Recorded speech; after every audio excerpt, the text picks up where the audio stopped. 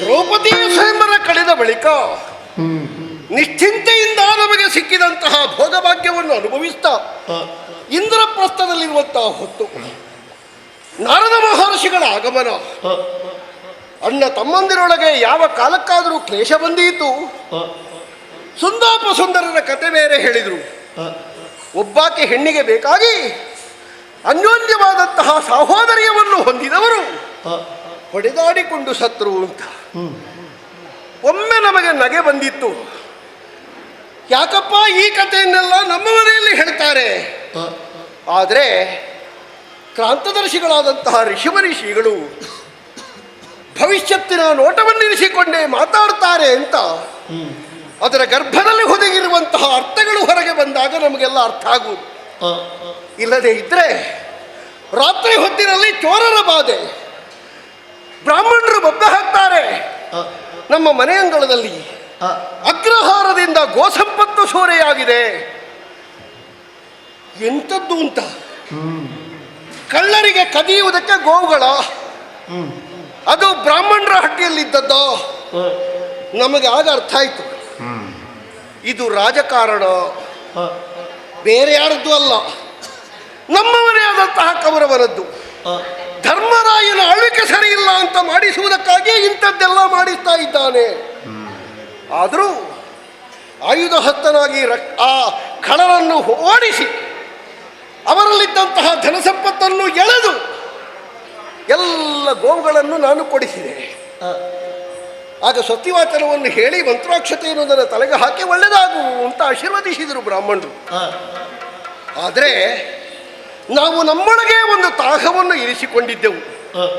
5 ಮಂದಿ ದ್ರೌಪದಿಯಲ್ಲಿ ಸಂಬಂಧವನ್ನು ಹೊಂದಿದ್ರು. ಒಬ್ಬನ ಜೊತೆಯಲ್ಲಿ ದ್ರೌಪದಿ ದೇವಿ ಇರುವಾಗ ಆ ಏಕಾಂತವನ್ನು ಮತ್ತೊಬ್ಬ ಭಂಗ ಮಾಡಿದ ಅಂತ ಇದ್ರೆ ಅವನಿಗೆ 12 ವರ್ಷಗಳ ಕಾಲ ತೀರ್ಥಯಾತ್ರೆ ಅಂತ. ಅಣ್ಣನಾದಂತಹ ಧರ್ಮರಾಯನ ಏಕಾಂತವನ್ನು ನಾನು ಭಂಗ ಮಾಡಿ ಆಯುಧವನ್ನು ಗ್ರಹಿಸುವ ಬೇಕಾಗಿತ್ತು. ಯಾಕಂದ್ರೆ ಅಣ್ಣನ ಮನೆಯಲ್ಲಿಯೇ ಆಯುಧ ಇರಿಸುವುದು 2 ಕಾರಣಗಳಿಂದ. ಭೀಮಾರ್ಜುನರು ಆಯುಧ ಹಿಡಿಯಬೇಕು ಅಂತಾದ್ರೆ ಧರ್ಮರಾಯನ ಕಣ್ರಕ್ಷೆ ಬೇಕು. ಇನ್ನೊಂದು ಮನೆಯ ವಾಸ್ತು ಹೇಳ್ತದೆ, ಭಾರ ಇದ್ದದ್ದನ್ನು ನೈಋತ್ಯ ಭಾಗದಲ್ಲಿರಿಸಿ. ಹಾಗಾಗಿ ಯಜಮಾನ ಮಲಗುವ ಕೋಣೆಯಲ್ಲಿ ಆಯುಧ ಇದ್ದದ್ದರಿಂದ ಅವನ ಏಕಾಂತವನ್ನು ಭಂಗಪಡಿಸಿ ರಾತ್ರಿಯ ಹೊತ್ತು ನಾನು ಆಯುಧ ಗ್ರಹಿಸಿದ್ದರಿಂದ ಅದಕ್ಕೆ ಪ್ರಾಯಶ್ಚಿತ 12 ವರ್ಷಗಳ ಕಾಲ ತೀರ್ಥಯಾತ್ರೆ. ಇದನ್ನು ಅಣ್ಣ ಧರ್ಮರಾಯನಲ್ಲಿ ಕೇಳಿಕೊಂಡಾಗ ಮಕ್ಕಳೆಲ್ಲ ಅಪ್ಪಮ್ಮನ ಏಕಾಂತಗೆ ಭಂಗ ಮಾಡಿದರೆ ಅಪರಾಧ ಇಲ್ಲ ಮಗ, ನೀ ಹೋಗುವುದು ಬೇಡ ಅಂತ ಹೇಳಿದ. ಹೇಗೆ ಒಪ್ಪುವುದಕ್ಕೆ ಸಾಧ್ಯ? ಊರಡಿ ಶಾಸನ ಮಾಡುವ ನಾವೇ ತಪ್ಪಿದೆ ಅಂತಾದರೆ ಮತ್ತೆ ಶಾಸಕರೇ ತಪ್ಪು ಮಾಡಿದರು ಅಂತ ಹೇಳೋದಿಲ್ವಾ?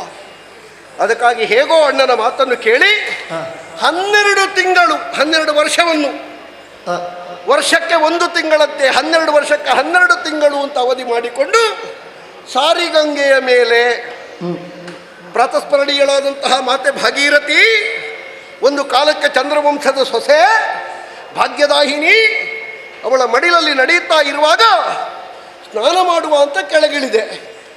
ಎಲ್ಲಿಗೆ ಹೋಗಿದ್ದೇನೆ ಅಂತ ಗೊತ್ತಿಲ್ಲ ಮಹಾರಾಯರೇ. ನೋಡುವಾಗ 5 ತಲೆ 10 ತಲೆ 20 ತಲೆ ಸಾವಿರ ಹೆಡೆಗಳನ್ನು ಬಿಚ್ಚಿದ ಲೋಕ ಅದು ನಾಗಲೋಕ. ಕೌರವಿಯ ನಾಮಕನ ಮಗಳಾದಂತಹ ಉಲೂಪಿ ಎನ್ನುವ ನಾಗಕನ್ನಿಕೆ ನನ್ನನ್ನು ಮಹಾಪಾತಾಳಕ್ಕೆ ಕೊಂಡೊಯ್ದು ನಿನ್ನಿಂದ ಮಗುವನ್ನು ಪಡೆಯುವುದಕ್ಕೆ ನಾನು ಆಶಿಸಿದ್ದೇನೆ. ನಾನು ಹೇಳಿದೆ, ನಾನು ವ್ರತದಲ್ಲಿದ್ದೇನೆ, ಹಾಗೆಲ್ಲ ಆಗುವುದಿಲ್ಲ ಅಂತ. ಅದಕ್ಕೆ ಆ ನಾಗಾದಿಗಳು ಕೊಟ್ಟ ತೀರ್ಮಾನ ಏನು ಗೊತ್ತುಂಟಾ? ನಿನ್ನ ವ್ರತ ಎಲ್ಲ ಮನೆಯ ಹೆಂಡತಿಯಲ್ಲಿ, ತೊಂದರೆ ಇಲ್ಲ. ಈಗ ಅವಳು ಬಯಸುವಂತಹ ಭಾಗ್ಯವನ್ನು ನೀನು ಕೊಡದೇ ಇದ್ರೆ ನಿನಗೆ ಭ್ರೂಣ ಹತ್ಯಾ ದೋಷ ಬರ್ತದೆ. ನಾ ಬೆಚ್ಚಿದೆ, ಒಪ್ಪಿದೆ. ಸದ್ಯೋಗರ್ಭದಲ್ಲಿ ಒಬ್ಬ ಮಗನಾಗಿದ್ದಾನೆ, ಅವರಿಗೆ ಇರಾವಂತ ಅಂತ ನಾಮಕರಣ ಮಾಡಿದ್ದೇನೆ. ಅಟ್ಟಾದದ್ದೇ ತಡ ನೋಡಿ ಕರ್ಕೊಂಡು ಬಂದು ಗಂಗೆಯ ತಟಾಕದಲ್ಲೇ ಬಿಟ್ಟಿದ್ದಾಳೆ. ಇದು ನೋಡಿ ಸೌಜನ್ಯ ಅಂತ ಹೇಳಿದ್ರೆ ಇದು, ಮರ್ಯಾದೆ ಅಂತ ಹೇಳಿದ್ರೆ ಇದು. ಕಾರ್ಯಕ್ರಮಕ್ಕೆ ಕರ್ಕೊಂಡೋಗುವುದು ದೊಡ್ಡ ವಿಷಯ ಅಲ್ಲ. ಕಾರ್ಯಕ್ರಮ ಮುಗಿದ ಮೇಲೆ ಯಾರಿದ್ದಾರೆ? ಇವಳು ಬಿಟ್ಟೋಗಿದ್ದಾಳೆ, ಜೊತೆಯಲ್ಲಿ ಕೊಟ್ಟೋಗಿದ್ದಾಳೆ. ಇನ್ನು ಮುಂದೆ ನೀರಿನಿಂದ ನಿಮಗೆ ಯಾವ ಅಪಾಯವೂ ಇಲ್ಲ. ಗಂಡಸರೆಲ್ಲ ಹೆಣ್ಮಕ್ಕಳ ಹಿಂದೆ ಹೋಗುವುದಲ್ವಾ? ಪಾರ್ಥನ ಹಿಂದೆ ಹೆಣ್ಣುಮಕ್ಕಳು ಬರ್ತಾರೆ ಅಂತ. ಇದು ಭಗವಂತನಾದ ಕೃಷ್ಣನ ಅನುಗ್ರಹ. ಏನೇ ಇರಲಿ, ಲೋಕ ಕಲ್ಯಾಣಕ್ಕಾಗಿ ಯಾವುದೋ ಒಂದು ವಿಷಯ ನಡೆದು ಹೋಯಿತು. ಇನ್ನು ಮುಂದಿನ ತಿರುಗಾಟವನ್ನು ನಿಲ್ಲಿಸುವುದಕ್ಕಾಗುವುದಿಲ್ಲ, ಮುಂದುವರಿಯುತ್ತೇನೆ.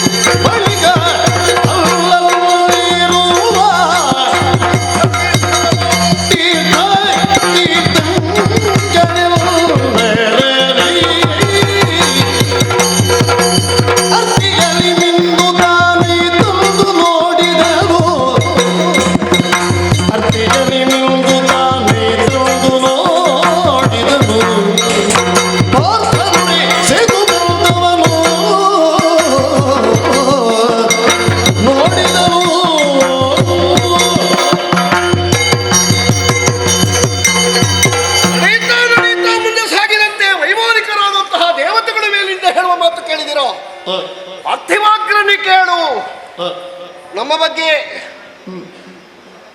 ಉತ್ತರದಿಂದ ಹೊರಟವ ನಾನು.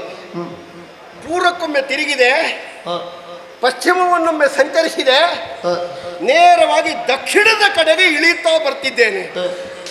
ಎಂತಹ ಸಂಸ್ಕಾರ ಸಂಸ್ಕೃತಿಗಳು! ಕೆಳಗೆ ಕೆಳಗೆ ಕೆಳಗೆ ಬಂದಂತೆ ತಾಯಿ ಬೇರು ಗಟ್ಟಿಯಾಗಿದೆ ಅಂತ. ಇಲ್ಲಿಯ ಸಂಸ್ಕಾರಗಳನ್ನು ನೋಡಿದಾಗ, ದೇವತಾರ್ಚನೆಯನ್ನು ಮನಮುಟ್ಟಿ ನೋಡಿದಾಗ ಎಂತಹ ವಿಶೇಷ, ಎಂತಹ ಒಂದು ಬಡಿವಂತಿಕೆ, ಎಂತಹ ಕ್ಷೇತ್ರಾಧಿಪನ ದಿವ್ಯ ಸಾನ್ನಿಧ್ಯ. ಇಲ್ಲಿರುವಂತಹ ಕೊಳಗಳಲ್ಲಿ ಇಳಿದು ಸ್ನಾನಾದಿ ವಿಧಿಗಳನ್ನು ಪೂರೈಸಿ ಕ್ಷೇತ್ರ ದೇವತೆಗೆ ಪ್ರದಕ್ಷಿಣೆ ಬಂದು ಪೂಜಾದಿ ಕಾರ್ಯಗಳನ್ನೆಲ್ಲ ನೆರವೇರಿಸಿ ಮುಂದುವರಿದು ಬಂದಂತೆ ಏನದು ಕಾಣಿಸ್ತಾ ಇರುವುದು?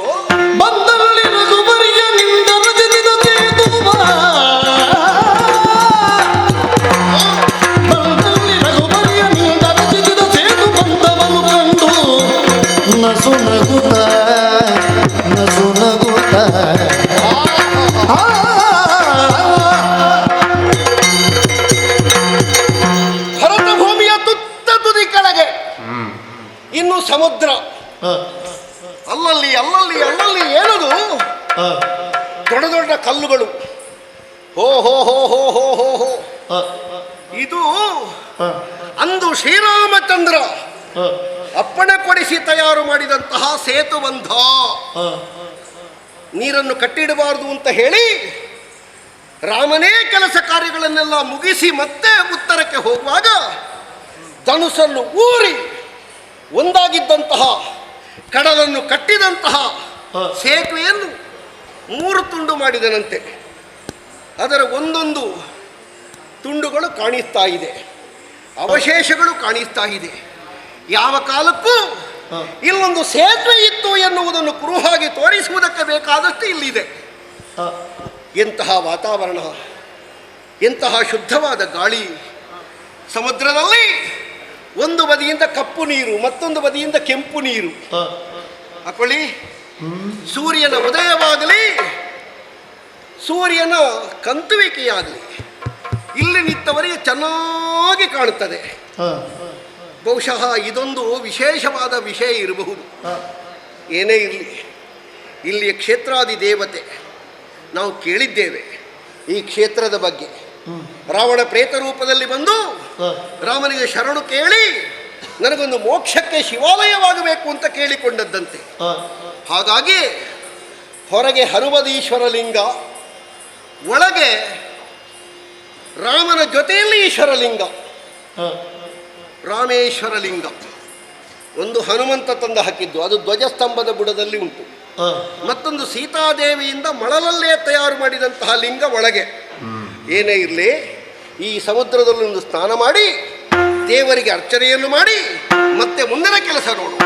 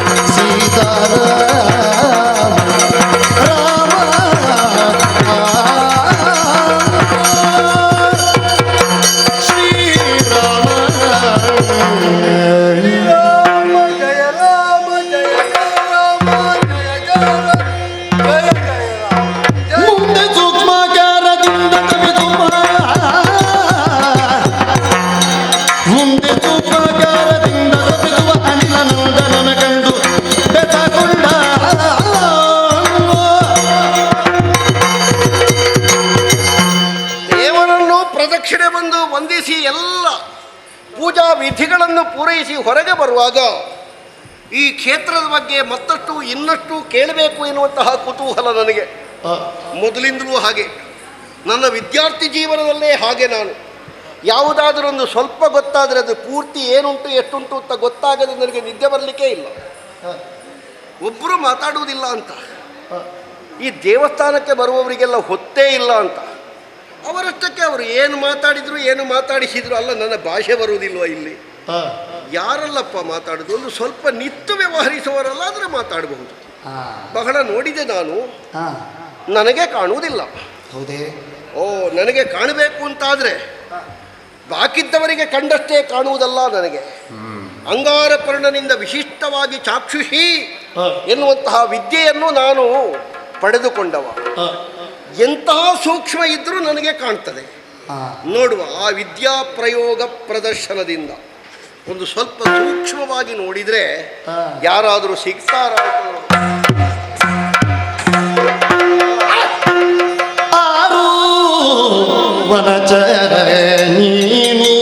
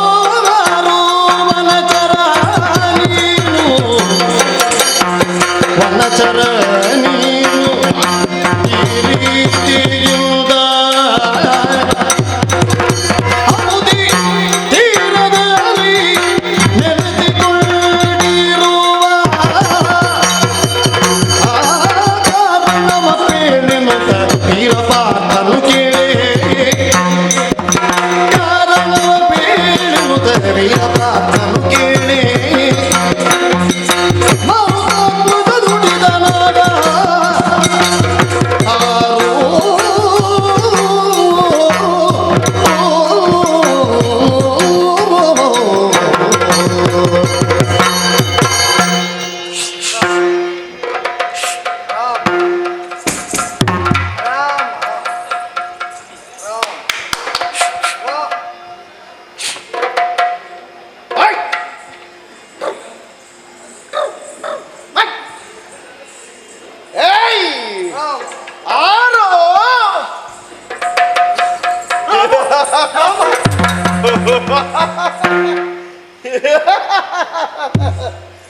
ಮಂಗ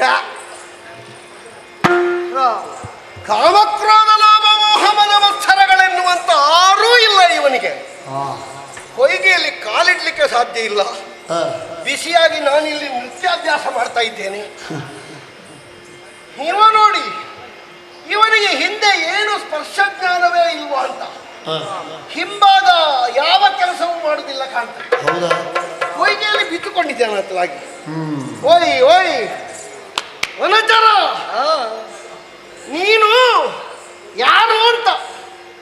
ಇಲ್ಲಿ ಏನು ರಾಮ ರಾಮನ ರಾಮ ಅವ ತಂದಾಕಿದ್ದ ಇಲ್ಲಿಗೆ.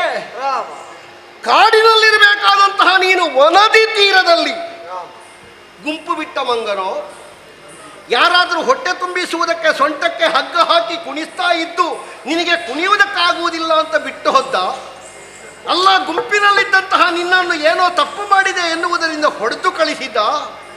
ಯಾರು ನೀನು, ಏನು ವಿಷಯ, ಸ್ವಲ್ಪ ತಿಳಿಬೇಕಿತ್ತಲ್ಲ ನಿನ್ನ ಬಗ್ಗೆ. ನಾನು ಅಮೃತಾಂಶ ವಂಶ ವ್ಯಮಾಮೃತ ಕಿರಣ ಪಾರ್ಥ ಮಧ್ಯಮ ಪಾಂಡವ ಪ್ರತಾನಂದನ ಪಾಂಡವಿನ ಕ್ಷೇತ್ರಜ ಇಂದ್ರ ಸಂಜಾತ. ನೀನು ಮೇಲೆ ನೋಡ, ಕೆಳಗೆಂತದ್ದು ನೋಡಿದ್ದೀನಿ. ಎಲ್ಲ ಒಟ್ಟು ಆಯಳತೆ ಹೇಗುಂಟು ಅಂತ ನೋಡಿದ್ದೆ ನಾನು. ನೋಡು,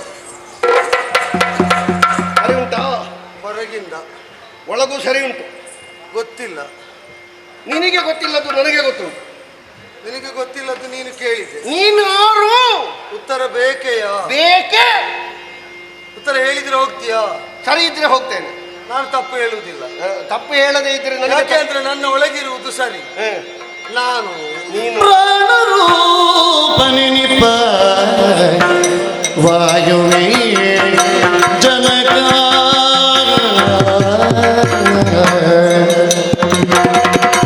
ವಾಯುವೇ ಜನಕ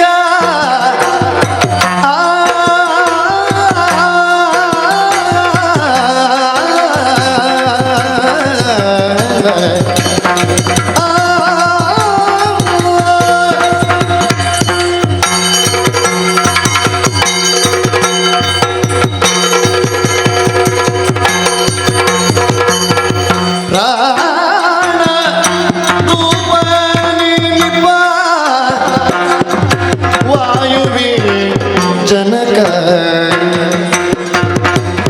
ನಾಚಿನ ಬರ ಹನುಮಾನೂತ ನಾಚಿನ ಬಲ ಹನುಮ ಎಲ್ದಿನೂತ ಚೋಣಿಯಲ್ಲಿ ಬೆಸರಾದು ನಿನಗೆ ಕೇಳಿದನು ಹನುಮಂತ ಎನ್ನುವ ಚೋಣಿಯಲ್ಲಿ ಬೆದರಾದು ನಿನಗೆ ಕೇಳಲು ಪುತ್ರೋಣ ಪಾರ್ಥನು ನುಡಿದ ನಗುತ್ತ ನಗುತ್ತ ಹನುಮನಿಲ್ದಿನುತ್ತ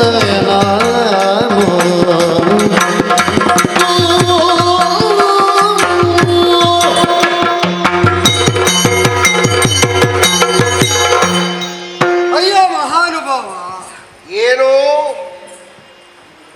ನನಗೆ ನನ್ನನ್ನೇ ಉದ್ದೇಶಿಸಿ ನೀ ಕೇಳ್ತಾ ಇರುವುದು ಅಂತ ಸ್ಪಷ್ಟ ಆದಾಗ ನೋಡದಿರುವುದಕ್ಕಾಗಿ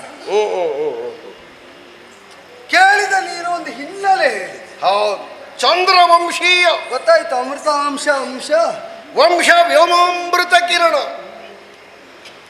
ಅದೊಂದು ಆಲಂಕಾರಿಕ ಪ್ರಯೋಗ. ಹೌದು, ಅದು ಚಂದ್ರವಂಶೀಯ. ನಮ್ಮನ್ನೆಲ್ಲ ಹೇಳುವಾಗ ಅಲಂಕಾರದಲ್ಲೇ ಹೇಳು. ಉಳಿದವರು ಹೇಳಿದ್ರೆ ಚಂದ ಇರ್ಲಿ, ನಿನ್ನದನ್ನು ಈಗ ಉಳಿದವರು ಹೇಳಲಿಕ್ಕೆ ಯಾರು ಇಲ್ವ? ಇಲ್ಲ, ನಾವೇ. ಈಗ ನಿನಗೆ ಈ ಹಿನ್ನೆಲೆ ಇದ್ದದ್ರಿಂದ ನಾನು ಯಾರು ಅಂತ ಇಲ್ಲಿ ಗೊತ್ತಾಗಬೇಕು. ನೀನು ಯಾರು? ನಾನು ಮೇಲಿಂದ ಮೇಲೆ ಮಂಗ. ಆ ಮಂಗಗಳು ಎಲ್ಲ ಒಂದೇ ಲೆಕ್ಕ. ನಾನು ಜೀವನ ಮಗ. ಯಾರವ ನಿನ್ನ ಅಪ್ಪ? ಜೀವನ. ಜೀವನ ಮಗ. ಜೀವ ಅಂತ ನನ್ನ ಅಪ್ಪನಿಗೆ ಹೆಸರು. ಜೀವ? ಹೌದೌದು. ಮತ್ತೆ ಯಾರೋ ಸತ್ತವರಿಲ್ಲಿ? ಎಲ್ಲ ಜೀವ ಇದ್ದವರೇ ಇರುವುದು. ಸರ್ವೋತ್ತಮ ಯಾರು ಅಂತ ಗೊತ್ತುಂಟು? ಸರ್ವೋತ್ತಮ ಗಾಣಿಗ. ಯಾರು? ಅದು ನಿನ್ನ ಊರಿದ್ದು. ನಾನು ಕೇಳಿದ್ದು ಲೋಕತ್ತು. ಸರ್ವೋತ್ತಮ. ಹೌದೌದು ಹೌದು. ಸಾಧಾರಣ ತಿಳಿದವರಿಗೆ ಸರ್ವೋತ್ತಮ ಅಂತ ಹೇಳ್ತಾರೆ, ಆದರೆ ಪುರುಷೋತ್ತಮ ಒಬ್ಬನೇ. ಸರ್ವೋತ್ತಮ ಅಂದ್ರೆ ಎಲ್ಲರಿಗಿಂತ ಉತ್ತಮನೆನಿಸಿದವರು. ಸರ್ವೋತ್ತಮ. ಅದು ಪುರುಷರಲ್ಲೂ ಉತ್ತಮ, ಪ್ರಾಣಿಗಳಲ್ಲೂ ಉತ್ತಮ, ಹ್ಮ್. ಪ್ರಪಂಚದಲ್ಲೇ ಉತ್ತಮ, ಬ್ರಹ್ಮಾಂಡದಲ್ಲೇ ಉತ್ತಮನಾದವನು ಅವನು ಸರ್ವೋತ್ತಮ, ಅವನು ಹರಿ. ಜೀವರಲ್ಲಿ ಉತ್ತಮನಾದವನಿಗೆ ಜೀವ ಅಂತ ಹೆಸರು. ಜೀವ. ಅವನಿಗೆ ಇನ್ನೊಂದು ಹೆಸರು ವಾಯು ಅಂತ. ಓ, ವಾಯು ಬಹಳ ಪರಿಚಯ ಉಂಟು. ನಾನು ಇಂದ್ರಾಂಶ ಸಂಭೂತ. ಇಂದ್ರಾಂಶ ಇರಲಿ, ನಮ್ಮ ಅಪ್ಪನ ಬಲಭಾಗದಲ್ಲಿ ನಿಲ್ಲುವವ. ಒಳ್ಳೇದು ಒಳ್ಳೇದು. ಹೆಚ್ಚಂದ್ರೆ ನಮ್ಮ ಅಪ್ಪನ ಬಲ. ಅದು ಸರ್ವೋತ್ತಮ ಅಂದಾಗ ನೀ ಯಾರನ್ನು ಕೇಳಿದ್ಯಲ್ಲ, ಆಗ ಗೊತ್ತಾಯ್ತು ನನಗೆ. ಅದೇ ಈಗ ಅವ ಪ್ರವೃತ್ತನಾದ ವಿಧಾನದಿಂದ ಪ್ರಾಣಾಪಾನ ವ್ಯಾನೋದಾನ ಸಮಾನ ಅಂತ ಇದು ಹೆಸರು. ಹೌದು. ಇನ್ನು ಉಪಪ್ರಾಣಗಳಾಗಿರುವುದು ನಾಗಕೂರ್ಮ ಕೃಕರ ದೇವದತ್ತ ಧನಂಜಯ ಅಂತ. ಹೀಗೆ ದಶವಿಧದಿಂದ ಪ್ರವೃತ್ತನಾದಂತಹ ವಾಯುವೆನ್ನಯ ಜನಕ, ಪ್ರಾಣರೂಪನೆನಿಪ್ಪ ವಾಯುವೆನ್ನಯ ಜನಕ. ವಾಯು ಎಲ್ರಿಗೂ ಅಪ್ಪ. ನೀನದನ್ನು ಪ್ರತ್ಯೇಕ ನನಗಪ್ಪ ನನಗಪ್ಪ ನನಗಪ್ಪ ಅಂತ ಹೇಳಬೇಕು ಅಂತ ಇಲ್ಲ. ನನ್ನ ಅಮ್ಮನ ಗರ್ಭದಲ್ಲಿ ಬೀಜಾವಾಪ ಮಾಡಿ ನನ್ನ ಜನ್ಮಕ್ಕೆ ಕಾರಣ ಸ್ಥಾನದಲ್ಲಿ ನಿಂತ ಜನಕ, ಜನನಕ್ಕೆ ಹೇತುವಾದವ. ನಿನ್ನ ಅಮ್ಮನಿಗೆ ಮದುವೆ ಆದದ್ದೇ ವಾಯುವನ್ನು. ಕೇಸರಿಯನ್ನು ಅಂಜನಾ ಗರ್ಭ ಸಂಭೂತ, ಅಂಜನಾದ್ರಿ ನಿವಾಸಿ, ಆಂಜನೇಯ, ಹನುಮಂತ, ರಾಮವಂಟನಾದ ನನ್ನನ್ನು ಅಕ್ಷೀಣ ಬಲ ಹನುಮಂತ ಅಂತ ಆಡ್ತಾರೆ. ಹೇಗೆ? ಹನುಮಂತ ಹನುಮಂತ ಹನುಮನಿಂದೆಂಬಿತನು ನೋಡಿದಡೆ, ಹನುಮನಿಂದೆಂಬಿತನು ನೋಡಿದಡೆ, ಕಣದುಳಗೆ ನಂದದೊಳಿರುವೆ ಏಕೆ, ಘನತರದ ಗಾಯ ಮಾತೆಂದು ಜನರು ತಿರುವರು, ಜನನು ಮಾರುತಿ ಎಂದನದಕ್ಕೆ.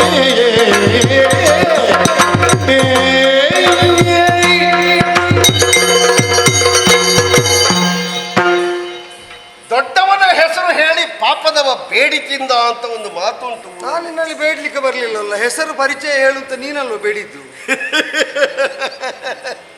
ಅಲ್ಲ, ತಪ್ಪಲ್ಲ ತಪ್ಪಲ್ಲ. ದೊಡ್ಡ ದೊಡ್ಡ ಸಾಧನೆ ಮಾಡಿದವರು ನಮ್ಮ ವರ್ಗದಲ್ಲಿದ್ದರೆ ಹುಟ್ಟಿದ ಮಕ್ಕಳಿಗೆ ಹಾಗೊಂದು ಹೆಸರು ನೀಡ್ತಾರೆ. ಬಹುಶಃ ನಿನ್ನ ವರ್ಗದಲ್ಲಿ ಮಹಾ ಸಾಧನೆಯನ್ನು ಮಾಡಿದಂತಹ ಆಂಜನೇಯನ ಸ್ಮರಣೆಗಾಗಿ ನಿನಗೂ ಆಂಜನೇಯ ಹನುಮಂತ ಅಂತ ಹೆಸರಿಟ್ಟಿರ್ಬೇಕಲ್ಲ. ನೀನು ಹೇಳುವ ಆಂಜನೇಯ ಯಾರು ಅಂತ ನನಗೆ ಗೊತ್ತಿಲ್ಲ. ನಾನು ರಾಮದಾಸ ಆಂಜನೇಯ. ರಾಮದಾಸ ಹೌದೌದು, ಅಂಜನಾಸೂನು, ಹೌದೌದು, ಕೇಸರಿಯ ಕ್ಷೇತ್ರಜ ಪುತ್ರ, ಅವನೇ ಅವನೇ. ವಾಯುದೇವನ ಅನುಗ್ರಹದಿಂದ ಈಶ್ವರ ದೇವರ 8ನೇ ಮುಖವಾದ ಭೀಮ ಎನ್ನುವ ಮುಖದಿಂದ ಅನುಗ್ರಹಿಸಲ್ಪಟ್ಟವ ಹನುಮಂತ.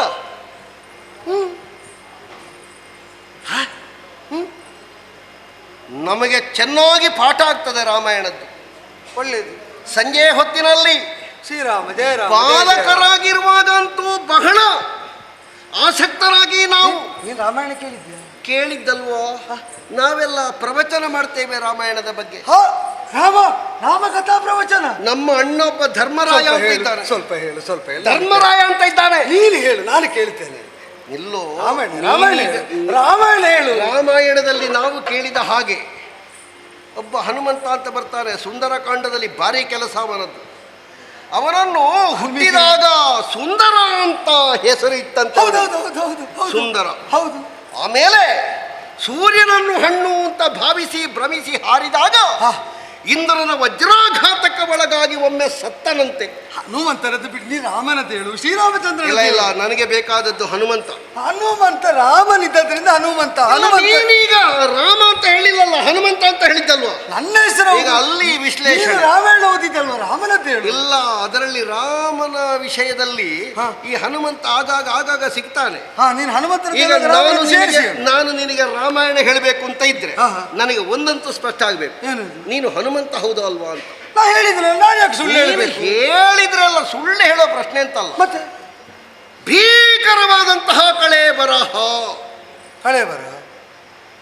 ಭೂವ್ಯೋಮ ಪಾತಾಳ ಪರ್ಯಂತ ಬೆಳೆದು ನಿಲ್ಲಬಹುದಾದಂತಹ ಕಾಯ, ಅದಾವತ್ತು ವಜ್ರಾಂಗಿ, ಇತ್ತೀಚೆಗೆಲ್ಲ ಅವನನ್ನು ಬಜರಂಗಿ ಬಜರಂಗಿ ಬಜರಂಗಿ ಅಂತಲೂ ಕರೀತಾರೆ. ಅದು ಸರಿ ಇದ್ದದ್ದು ಅಪಭ್ರಂಶ ಆಗ್ತಾ ಹೋಗ್ತದೆ. ಕಾಲ ಅಲ್ವೋ, ಹೊಡೆತಕ್ಕೆ ಅಪಭ್ರಂಶ ಆಗುದು ಸಹಜ. ವಾನರ ಯೂಥ ಮುಖ್ಯ, ಶ್ರೀರಾಮದೂತ ಅಂತಹ ಹನುಮಂತನೇ ನೀನು ಹೌದು ಅಂತ ಇದ್ರೆ ಒಣಗಿದ ಬಸಳೆಯ ಹಾಗೆ ಕಾಣ್ತಿ ಮಾರಾಯ ನೀನು. ಅದೆಂತದಾಗಂದ್ರೆ ಅದೊಂದು ಸೊಪ್ಪು ಉಂಟು, ನಿನಗೆ ಗೊತ್ತಿಲ್ಲ. ನನಗೆ ಗೊತ್ತಿಲ್ಲ. ನೀವು ತಿನ್ನುವುದು ತಿಂತೀರಿ, ಎಂತದ್ದು ಅಂತ ಗೊತ್ತಾಗುದಿಲ್ಲ. ತಿನ್ನುವುದು ಅಲ್ಲ ಇಲ್ಲ, ಬೇಡ, ನಿನಗೆ ಗೊತ್ತಿರುವುದು ಹೇಳ್ತೇನೆ. ನಾವು ತಿನ್ನುವಾಗ ಅದು ಎಂತದ್ದು ಅಂತ ತಿಳಿದೇ ತಿನ್ನುವುದು.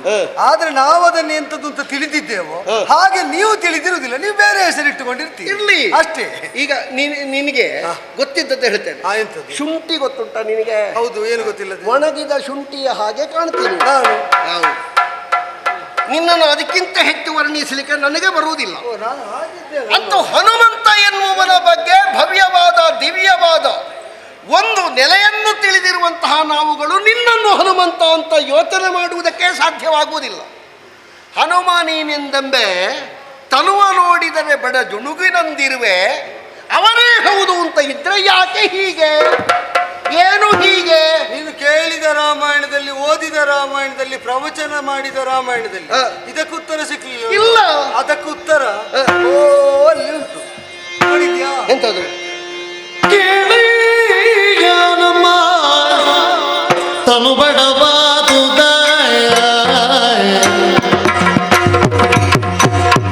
ನಮ್ಮ ತನು ಬಡವಾದುದ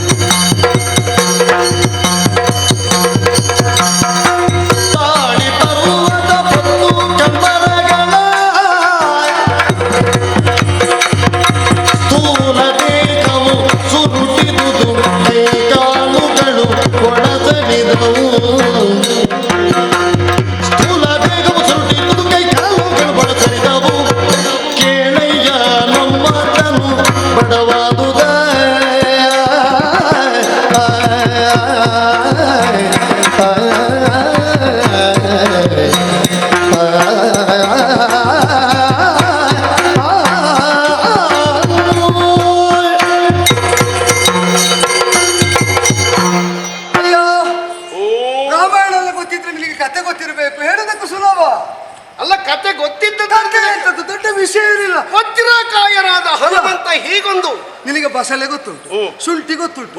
ಉಪಯೋಗ ಇಲ್ಲದ ಕತ್ತಿ ಹೊರೆಯೊಳಗೆ ಉಳಿದರೆ ಬಹುಕಾಲ ಕಳೆದ ಮೇಲೆ ಹೊರ ತೆಗೆದಾಗ ಏನಾಗ್ತದೆ? ಆಯಸದ ಕತ್ತಿ ಅದು ಕತ್ತಿ. ಹೌದು, ಅಲ್ಲಿ ಏನಾಗ್ತದೆ? ಕೇಳಿದ್ದು ನಿನ್ನ ಬೇಡ. ಎದ್ದು ನಡೆಯೋಕೆ ಸಾಮರ್ಥ್ಯ ಇದ್ದವನು ಒಂದು 10 ವರ್ಷ ನಡೆಯಲೇ ಇಲ್ಲ ಅಂತಾದ್ರೆ ಮತ್ತೆ ಎದ್ದು ನಡೆಯುವಾಗ ಹೇಗಿರ್ತಾನೆ? ನಾನು ಸಾಮಾನ್ಯನನ್ನು ಕೇಳಿದ್ದಲ್ಲ, ಅಲ್ಲ ಐಂದ್ರ ವ್ಯಾಕರಣಿಯಾದ. ಹೌದಪ್ಪ, 3 ಮೂರ್ತಿಗಳಿಂದಲೇ ಅನುಗ್ರಹ ಸಿಕ್ಕಿ ದೇವಾನುದೇವತೆಗಳಿಂದಲೇ ಹೌದು ಉಪದಿಷ್ಟವಾಗಿರುವಂತಹ ಮಹಾ ವಿಶೇಷಗಳನ್ನು ಹೊಂದಿ ವಜ್ರದಂತೆ ಕಠಿಣೋಪಮವಾಗಿರುವಂತಹ ಶರೀರ ಧಾರಣ ಮಾಡಿದ ಹನುಮಂತನು. ನಿನ್ನ ಕೈಯಲ್ಲಿ ಧನುಸ್ಸು ಉಂಟು, ಹೌದಾ? ಹೌದು. ಬೆನ್ನಿಗೆ ಬತ್ತಳಿಕೆ ಬಿಗಿದಿದ್ದೆ, ಹೌದಾ? ಸರಿ. ಬಾಣ ಯಾಕೆ ಒಳಗೆ ಉಂಟು, ಕೈಯಲ್ಲಿ ಯಾಕಿಲ್ಲ? ಅದು ಬೇಕಾದಾಗ ತಕೊಳ್ಳುವುದು. ಅಷ್ಟೇ ಅಲ್ವಾ, ಇದು ಹಾಗೆ ಅಲ್ವಾ? ಎಂತದ್ದು ಬೇಕಾದಾಗ? ಶರೀರ ಹಾಗೆ ಅಲ್ವಾ? ಅಂದ್ರೆ ಹಿಂದೆ ಶರದಿಗೆ ನೀಳ ಸೇತುವೆ ಕಟ್ಟಲಿಕ್ಕಿತ್ತು, ರಾಮ ಸೇವೆ ಮಾಡ್ಲಿಕ್ಕಿತ್ತು. ಶತಯೋಜನ ವಿಸ್ತೀರ್ಣವಾದ ಸೇತುವನ್ನು ದಿನಪಂಚಕದಲ್ಲಿ ಕಪಿಕಟಕ ರಾಮಾದೇಶದಂತೆ ನಿರ್ಮಾಣ ಮಾಡುವಾಗ ಪರ್ವತಗಳನ್ನು, ಕಲ್ಲುಗಳನ್ನು, ಬಂಡೆಗಳನ್ನು ಎಲ್ಲವನ್ನು ಹೊತ್ತು ತಂದು ತಂದು ತಂದು ಹಾಕಲಿಕ್ಕೆ ಸರ್ವದೇವತಾ ಸ್ವರೂಪವಾದಂತಹ, ಸರ್ವದೇವತಾ ಅನುಗ್ರಹ ಸ್ವರೂಪವಾದಂತಹ ಸ್ಥೂಲ ದೇಹ, ಕಠಿಣ ದೇಹ, ವಜ್ರ ದೇಹ, ನೀನು ಹೇಳಿದಂತೆ ಭೂವ್ಯೋಮ ಪಾತಾಳ ಒಂದಾಗಿಸು, ಅದೆಲ್ಲೋ ಒಂದೆರಡು ಬಾರಿ ಮಾಡಿದ್ದಷ್ಟೇ, ಅದು ಅನಿವಾರ್ಯವಾಗಿತ್ತು. ಈಗ ಹಾಗೆ ಮಾಡಿದ ಮೇಲೆ ರಾವಣಾದಿಗಳನ್ನು ಮತಿಸಿ ರಾಮನ ಜೊತೆ ಇಲ್ಲಿ ಇದ್ದು ರಾಮನು ಸರಿಯೂ ತಿಳಿಯೋದಲ್ಲ, ಅಯ್ಯೋ ಇನ್ನು ಮತ್ತೆ ಕಾಣಿಸಿಕೊಳ್ತೇನೆ ಅಂತ ಭರವಸೆ ಕೊಟ್ಟು ಅವನೂ ನಮಗೆ ಅಸ್ತಂಗತನಾದ ಮೇಲೆ ಮತ್ತೆ ಏನು ಪ್ರಯೋಜನ? ಎಲ್ಲ ಒಳಗುಂಟು. ಸ್ಥೂಲ ದೇಹ ಸುರುಟಿದೆ, ಕೈ ಕಾಲುಗಳು ಒಳ ಸರಿದಿದೆ, ಸುರುಟಿದ್ದು ಒಳ ಸರಿದದ್ದು ಹೀಗಿರ್ತದೆ. ನೀನು ಹೇಳಿದ್ದು ಹೇಗೆ ಶುಂಠಿಯಾಗಿ ಈಗ ಬಸಳೆ ಆಗಿ ಅಲ್ಲಲ್ಲ. ಈಗ ಆಮೆ ತನ್ನ ತಲೆಯನ್ನು ಕೈಕಾಲುಗಳನ್ನು ಚಿಪ್ಪಿನ ಒಳಗೆ ಸೆಳೆದುಕೊಳ್ತದೆ, ಹೌದು, ಮತ್ತೆ ಬಿಡ್ತದೆ. ಹೌದು, ಕೆಲವು ಅಂಗ ಸಾಧನೆ ಮಾಡಿದಂತಹ ದೇಹದಾರ್ಢ್ಯತೆ ಉಳ್ಳವರು ಹೌದು, ಸಣ್ಣ ಅಂಗಿ ಹಾಕಿಕೊಂಡು ಮಕ್ಕಳ ಹಾಗೆ ಕೂತ್ಕೊಳ್ತಾರೆ. ಇರ್ತಾರೆ. ಅಂಗಿ ತೆಗೆದು ಮಾಯಿ ಸಟಸಿ ನಿತ್ರೆ ಅಲ್ಲ, ಇನ್ನಿಲ್ಲ ನಮ್ಮ ಅಲ್ಲ, ಹೇಳಿದ್ದು ನಾನು. ಅಲ್ಲ, ಯಾಕೆ? ಹಾಗೇ ಹೌದಾದ್ರೆ ಹಾಗೇ ಹೌದಾದ್ರೆ ಹೌದು, ನಾನು ಒಂದು ಹಂತದಲ್ಲಿ ಒಪ್ಪಿಕೊಳ್ಳಬಹುದೋ ಏನು? ಹಾಗೆ ಅಲ್ಲ ಅಂತ ನೀನು ಹೇಳಬೇಕು. ಇದೆಂತದ್ದು ಕೈ ಕಾಲು ತಾಟ್ತದೆ? ಅಲ್ಲ, ನಿನಗೆ ನಾನೊಂದು ಹೇಳಿಯೋ, ನಿನಗೆ ಮನುಷ್ಯ ಆಗುವ ಪ್ರಯತ್ನದಲ್ಲಿದ್ದಿ, ಮಂಗಾಗಿ ಗೊತ್ತಿಲ್ಲ ನೋಡು, ನನಗದು ಮಾತ್ರ ಗೊತ್ತಿಲ್ಲ. ನಾನು ಯಥಾರ್ಥ ಹೇಳ್ಬೇಕಾ? ನಿನ್ನ ಕೈಕಾಲು ಹೇಗೆ ಕಾಣ್ತದೆ ಗೊತ್ತುಂಟಾ? ಬಲಗೈಯಲ್ಲಿ ಚೆಂಡೆ ಬಾರಿಸುವವರ ಎಡಕೈಯಲ್ಲಿ ಒಂದು ಸಣ್ಣ ಕೋಲು ಇರ್ತದಲ್ಲ, ಅಷ್ಟು ಸಪ್ರ ಉಂಟದು. ಇನ್ನು ಚೆಂಡೆ ಕೋಲು ಅಂತ ಹೇಳಿದ್ರೆ ತೋರ ಅಂತ ಹೇಳ್ತಾರೆ. ಹೌದೌದು ಹೌದೌದು. ಆದ್ರೆ ನಿನಗೆ ಬಲಗೈಯಲ್ಲಿ ಮತ್ತೆ ಎಡಗೈಯಲ್ಲಿ ಎರಡು ಕೈಯಲ್ಲಿ ಕೋಲಿರುವುದು ಯಾಕೆ ಅಂತ ಗೊತ್ತುಂಟಾ? ಅದು ನನ್ನಲ್ಲಿ ಕೇಳು. ಸವ್ಯೋಪಸವ್ಯ ಸಾಚಿನ ಅಲ್ಲ, ನೀನು ಸವ್ಯೋಪಸವ್ಯ ಸಾಚಿ ಆಗಿರ್ಬೋದು, ಬಾರಿಸುವುದಕ್ಕೆ ಹೌದು. ಇದು ಸಣ್ಣದಿರುವುದು ಯಾಕೆ ಅಂತ ಗೊತ್ತುಂಟಾ? ಯಾಕೆ? ಅಲ್ಲ, ಯಾಕೆ ನಿನ್ನಲ್ಲಿ ಸವ್ಯೋಪಸಾವಿಕೆ ಅಲ್ಲ, ಇದು ಸಣ್ಣದಿರುವುದು ಯಾಕೆ ಹೇಳು? ಅದು ಎಂತ ಅಲ್ಲ, ಈಗ ಇದು ದೊಡ್ಡದಿರುವುದು, ಇದು ಸಣ್ಣದಿರುವುದು ಯಾಕೆ ಅಂತ ಬಾರಿಸಲಿಕ್ಕೆ? ಅಲ್ಲ, ಅದು ಎರಡು ದೊಡ್ಡದಿದ್ರೆ ಬಾರಿಸಲಿಕ್ಕೆ ಆಗುದಿಲ್ಲ. ಎರಡು ದೊಡ್ಡದು ಹಿಡ್ಕೊಂಡು ಬಾರಿಸೋರು ನೋಡಿದ್ದೇನೆ. ಇಲ್ಲ ಇಲ್ಲ, ಅದು ಬೇರೆ. ನಾನು ಹೇಳಿದ ಚೆಂಡ ಅಲ್ಲ, ಅಲ್ಲಿ ಎಂತದಲ್ಲ, ಅದು ಬೇರೆ. ಅಲ್ಲ, ಅದು ಬೇರೆ. ನಾನು ಸವ್ಯೋಪಸಾಚಿಗೆ, ಸವ್ಯೋಪಸವ್ಯದಲ್ಲಿ ಪ್ರಯೋಗ ಮಾಡಬಲ್ಲವನಿಗೆ ಎರಡು ದೊಡ್ಡ ಕೊಳ್ಳ ಚಂಡ ಗೊತ್ತಿಲ್ಲ. ಅಯ್ಯೋ, ನೀನು ಸುಮ್ಮನೆ ದೇವರ ಬಲಿ ಸುತ್ತಿಗೆಲ್ಲ ಬಡಿಯುವುದು. ನೋಡು ನೋಡು ನೋಡು, ಒಂದು ಚೆಂಡೆಯಲ್ಲಿ ಅಷ್ಟುಂಟು ಪುಣ್ಯ, ಮತ್ತೆ ಈಗ ಒಂದು ಮಂಗರಲ್ಲಿ, ಒಂದು ಮನುಷ್ಯರಲ್ಲಿ ಎಷ್ಟು ಉಂಟು. ನೀನೆಂತ ಹೇಳಿದ್ದು? ಕಲ್ಲು ಮಣ್ಣು ಮರ ಹೊತ್ತದರಿಂದ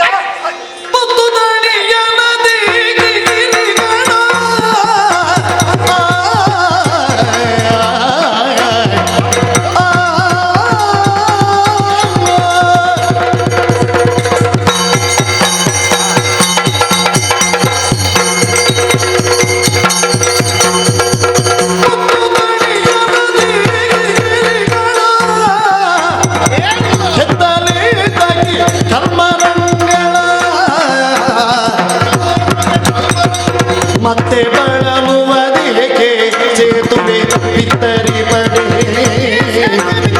ಮತ್ತೆ ಬಳಲುವುದೇಕೆ ಸೇತುವೆ ಬಿತ್ತರಿ ಪಡೆ, ಮತ್ತು ದಣಿಯಲದೇಕೆ ಗಿರಿಗಳ ಎತ್ತಲೇ ತಗಿ ಕಲ್ಮರಂಗಳ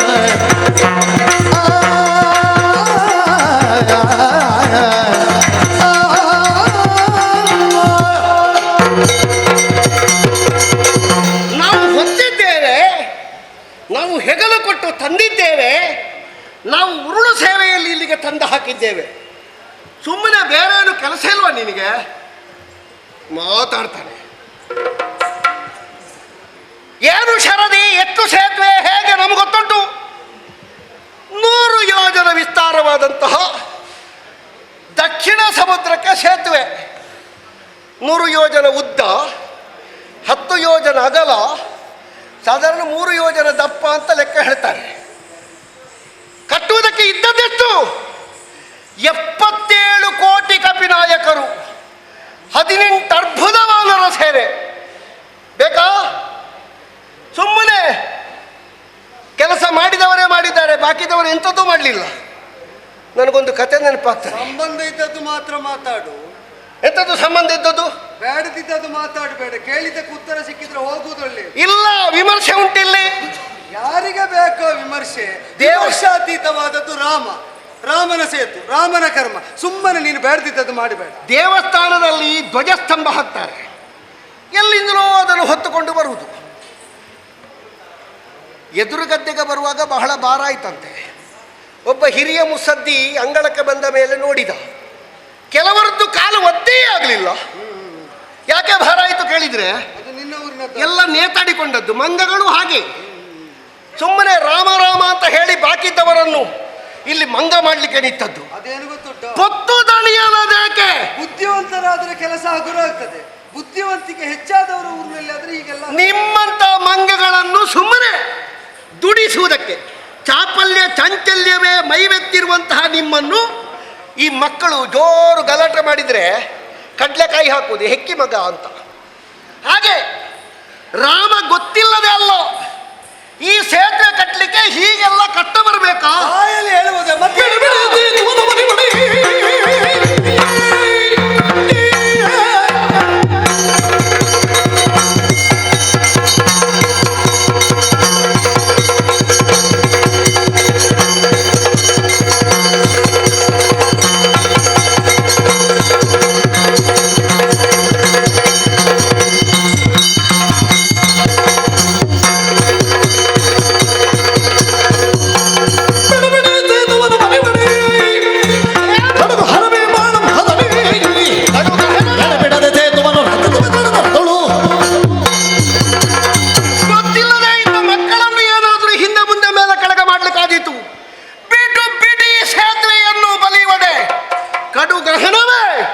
ನಮ್ಮಂತಹ ಕ್ಷಾತ್ರ ಕುಲಪುಂಗವರು, ಧನುಶಾಸ್ತ್ರಾಭ್ಯಾಸಿಗಳು, ಕರತಲ ಮೂಲಕವಾಗಿರುವಂತಹ ವಿದ್ಯಾ ಪ್ರಯೋಗ ಪ್ರಭಾವದಿಂದ ಇಲ್ಲಿ 100 ಸೇತುವೆ ಕಟ್ಟಿ ತೋರಿಸಿಯನು ನಾನು. 1 ಲಕ್ಷವು ಮಾಡಬಹುದು, ಬಾಯಲ್ಲಿ ಅಲ್ವೋ? ಕೆಲಸ ಇಲ್ಲಲ್ಲ. ಕಂಠ ಶೋಷಣೆ ಆಗುವುದಕ್ಕೆ ಬೇಕಾದಷ್ಟು ತ್ರಾಣ ಇತ್ತು.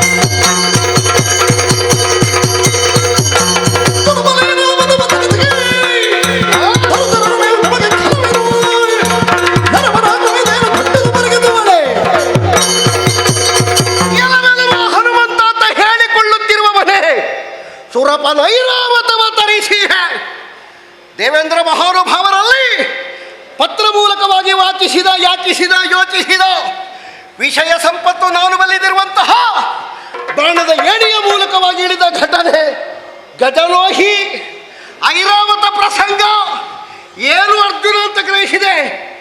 ನಿಮಗೆಲ್ಲ ದೊಡ್ಡ ಸಂಗತಿ ಮಂಗಗಳಿಗೆ, ನಮಗೆಲ್ಲ ವಿಷಯ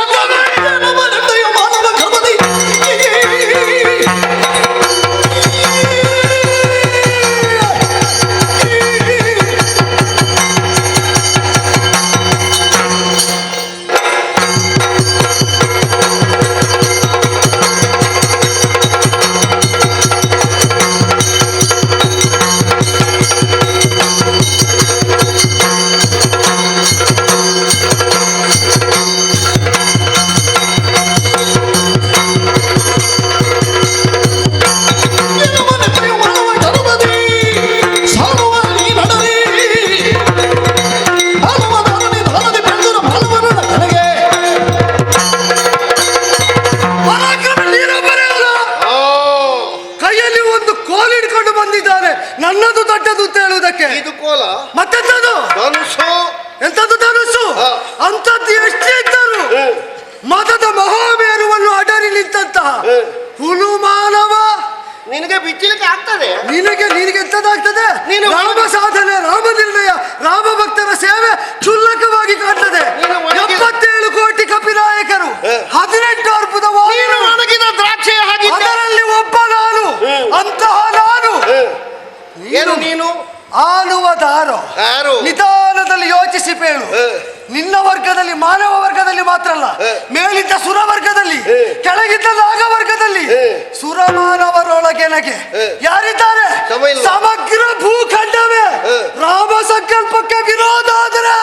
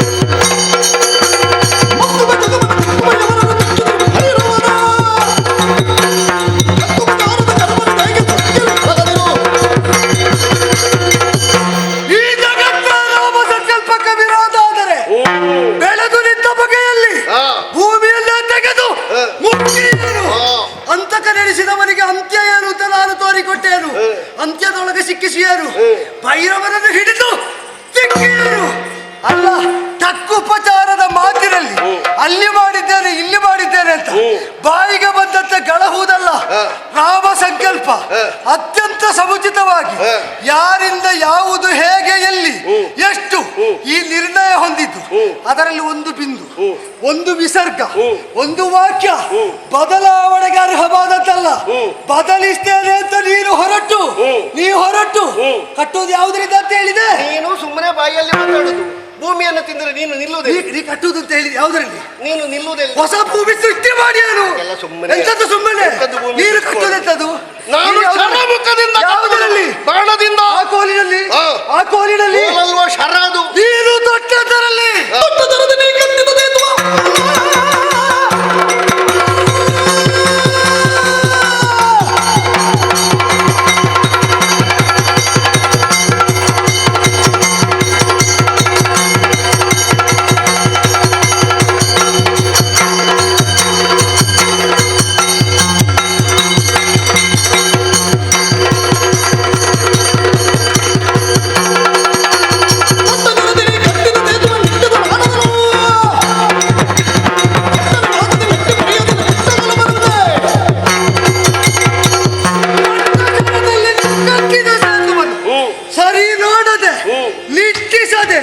ತಟ್ಟನೆ ಪಾದದಲ್ಲಿ ಅದನ್ನು ಮೆಟ್ಟಿ ಮರೆಯದಿದ್ರೆ ಹನುಮನಲ್ಲ.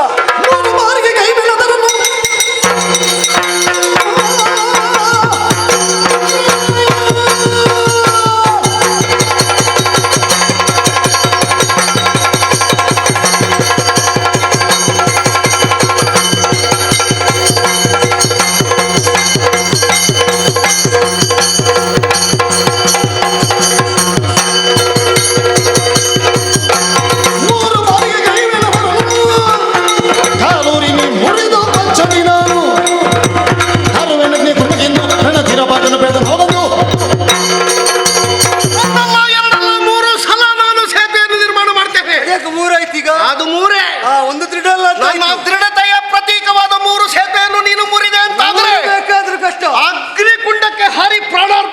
ಮುರಿಯುವುದಕ್ಕಾಗದಿದ್ರೆ ನರಲ್ಲಿ ಪೇಳಿದಂದೀಹೆ. ದೊಡ್ಡ ಲಾಭ ಇಲ್ಲ. ಲಾಭನಷ್ಟ ನೋಡಿಕೊಂಡು ವ್ಯವಹಾರ ಮಾಡುವಂತಹ ವ್ಯಾಪಾರಿ ಮನೋವೃತ್ತಿ ನಿನ್ನದು. ಗೆದ್ರು ಸಿಕ್ಕುದೊಂದು ಮಂಗ, ಆದ್ರೂ ಪಡವೇ ಪಂತವೇ ಮಾಡುವ.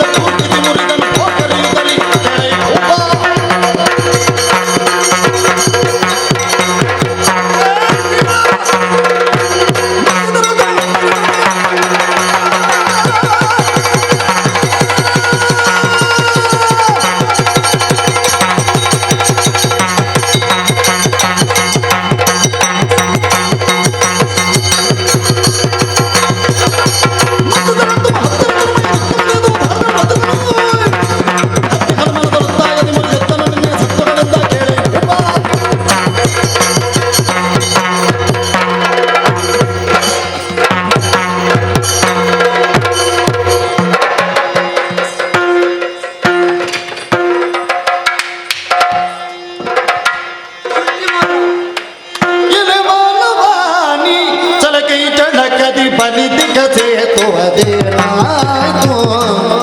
ಮಾನವ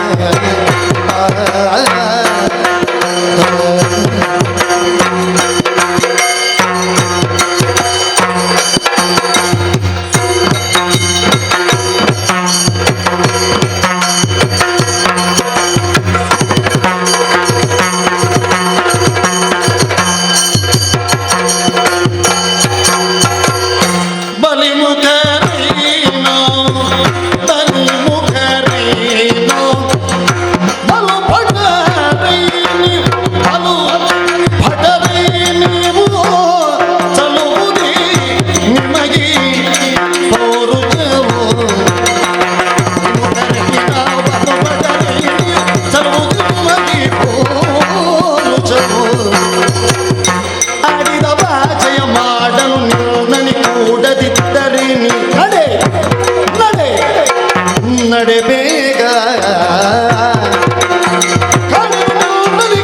ಬಡಿಲು ತಲಿ ಕೂಡಿ ಜನದನಾದನಾಗ ಎಲ್ಲ ಮಾನವನಿ ತಲಕೈ ಬೆಳಕರಿ ತಡಿದಿಗ ಸೇತುವ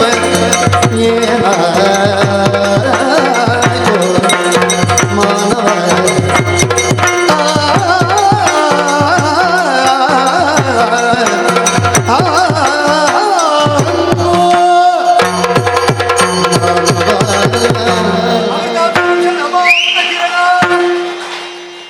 ಬಸಳೆ ಸೊಪ್ಪು ಮಾನವ ಶಕ್ತಿ ಮಾನವ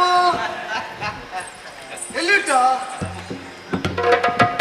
ಒಂದೊಂದು ಮಾತಾಡ್ತಾನೆ ಊರಿನವರು ಊರು ಬಿಡಿಸಿದ್ದು ಕಾಣ್ತದೆ ಪರವರಿಗೆ ಒಂದು ಬಾಧೆ ಕೊಡುವುದಕ್ಕೆ ಧ್ಯಾನ ಮಾಡುವುದಕ್ಕೂ ಬಿಡುವುದಿಲ್ಲ ಬಲಿಮುಖರು ನಾವು ಪಟುಭಟರು ನೀವು ನಿಮ್ಮ ಕರ್ಮದ ಪಟುಭಟತನ ರಾಮ ಏನು ರಾಮ ಸಂಕಲ್ಪ ಏನು ಅಂತ ನೀವು ನಾಳೆ ಪ್ರಶ್ನೆ ಮಾಡ್ತೀರಿ ನರಸಿಂಹದೇವರಲ್ಲಿ ನರ ಯಾವುದು ಸಿಂಹ ಯಾವುದು ಮೇಲ್ಭಾಗದಲ್ಲಿ ನರರೂಪ ಮುಖದಲ್ಲಿ ಸಿಂಹ ಕೆಳಗೆ ನರರೂಪ ನಖ ಸಿಂಹ ನಖ ಅದ್ಯಾಕೆ ಮೇಲೆ ನರ ಆಗಬಹುದಿತ್ತಲ್ಲ ಕೆಳಗೆ ಸಿಂಹ ಆಗಬಹುದಿತ್ತಲ್ಲ ಕೇಳಲಿಕ್ಕೆ ಒಂದು ಪ್ರಶ್ನೆ ಅಲ್ವಾ ಆಗಬೇಕಾದೇನು ಅಂತ ನಿರ್ಣಯಿಸುವುದು ನರಸಿಂಹ ಇನ್ನದೊಂದು ಕೇಳಬೇಕು.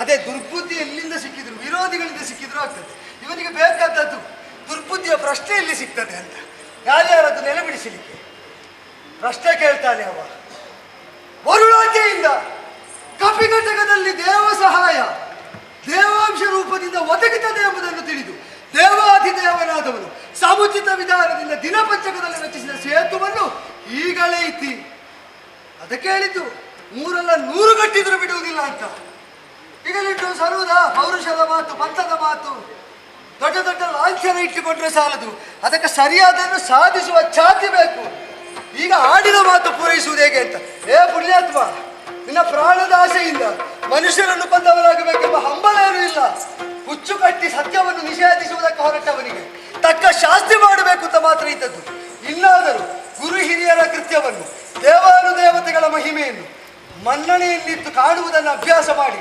ಸರ್ವಾಪರಾಧಂ ಕ್ಷಮಸ್ವ ಅಂತ ರಾಮೇಶ್ವರ ಸನ್ನಿಧಾನದಲ್ಲಿ ಪ್ರಾರ್ಥನೆ ಮಾಡು ಊರಿಗೆ ಹೋಗಿ ಹೆಂಡತಿ ಮಕ್ಕಳ ಜೊತೆ ಸುಖವಾಗಿ ಬದುಕು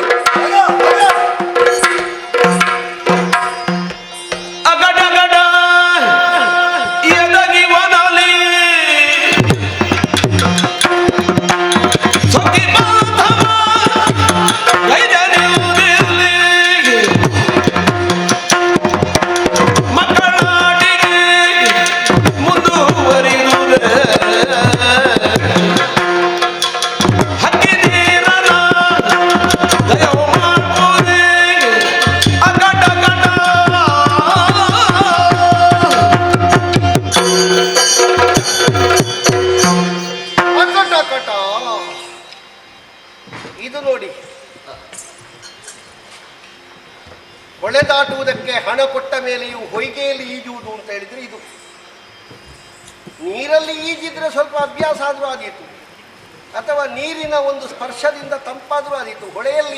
ಹೊಯ್ಗೆಯಲ್ಲಿ ಈಜಿದ್ರೆ ಏನಾಗ್ತದೆ, ಎದೆಯ ಚರ್ಮ ಹೋಗ್ತದೆ, ಕಿಸೆಯಲ್ಲಿ ಇದ್ದದ್ದು ಹೋಯಿತು, ಮೈಯ ಚರ್ಮವೂ ಹೋಯಿತು ಅಂತ ಹೇಳಿದ ಹಾಗೆ. ಬೇಕಾ? ಕೋಲು ಕೊಟ್ಟು ಬೆಟ್ಟದಿದ್ದ ಹಾಗೆ.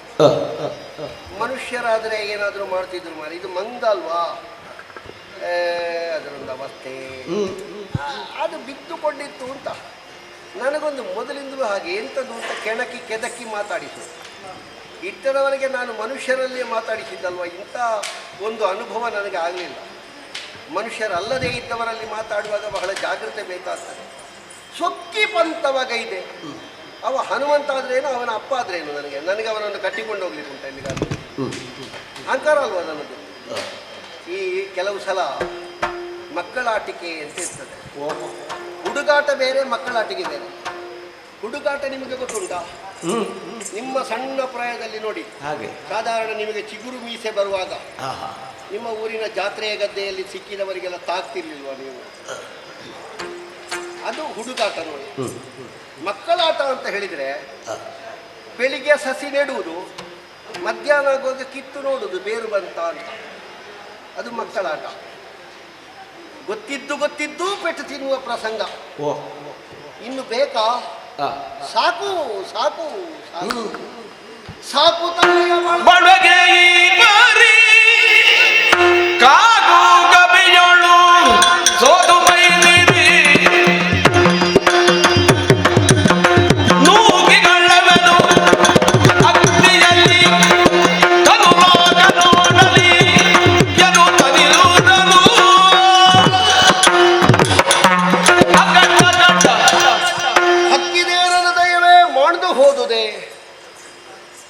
ನಮಗೆ ಬದುಕೇ ಬೇಡ ಅಂತ ಕಾಣಿಸ್ತದೆ.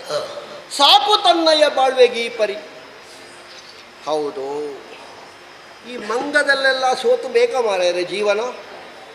ಅವ ಕೊನೆಗೆ ಎಂಥದ್ದು ಹೇಳಿದವ, ನೀ ಬದುಕುದಿದ್ರೆ ಬದುಕು, ನಿನ್ನ ಹೆಂಡತಿ ಮಕ್ಕಳು ಕಾಯ್ತಿರ್ಬಹುದು, ನೀನು ಮಾಡಿದ ಪಂಥದ ಬಗ್ಗೆ ನಾ ಯಾರಲ್ಲಿಯೂ ಹೇಳುವುದಿಲ್ಲ ಅಂತ.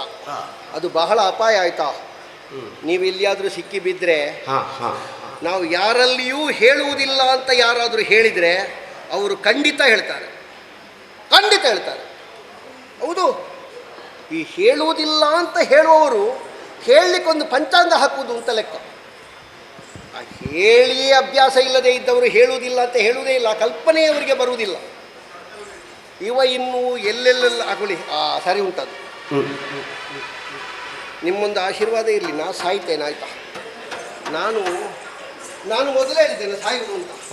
ಒಳ್ಳೆ ಜಾಗ ಮಾತ್ರ ರಾಮೇಶ್ವರ.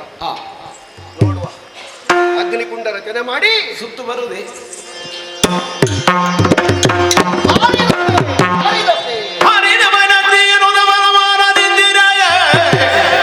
ವೃತ್ತ ವಿಪ್ರಾಕಾರದಲ್ಲಿ ಹರಿಬಂದು ನುಡಿದ ಇದು ಏನನುದ.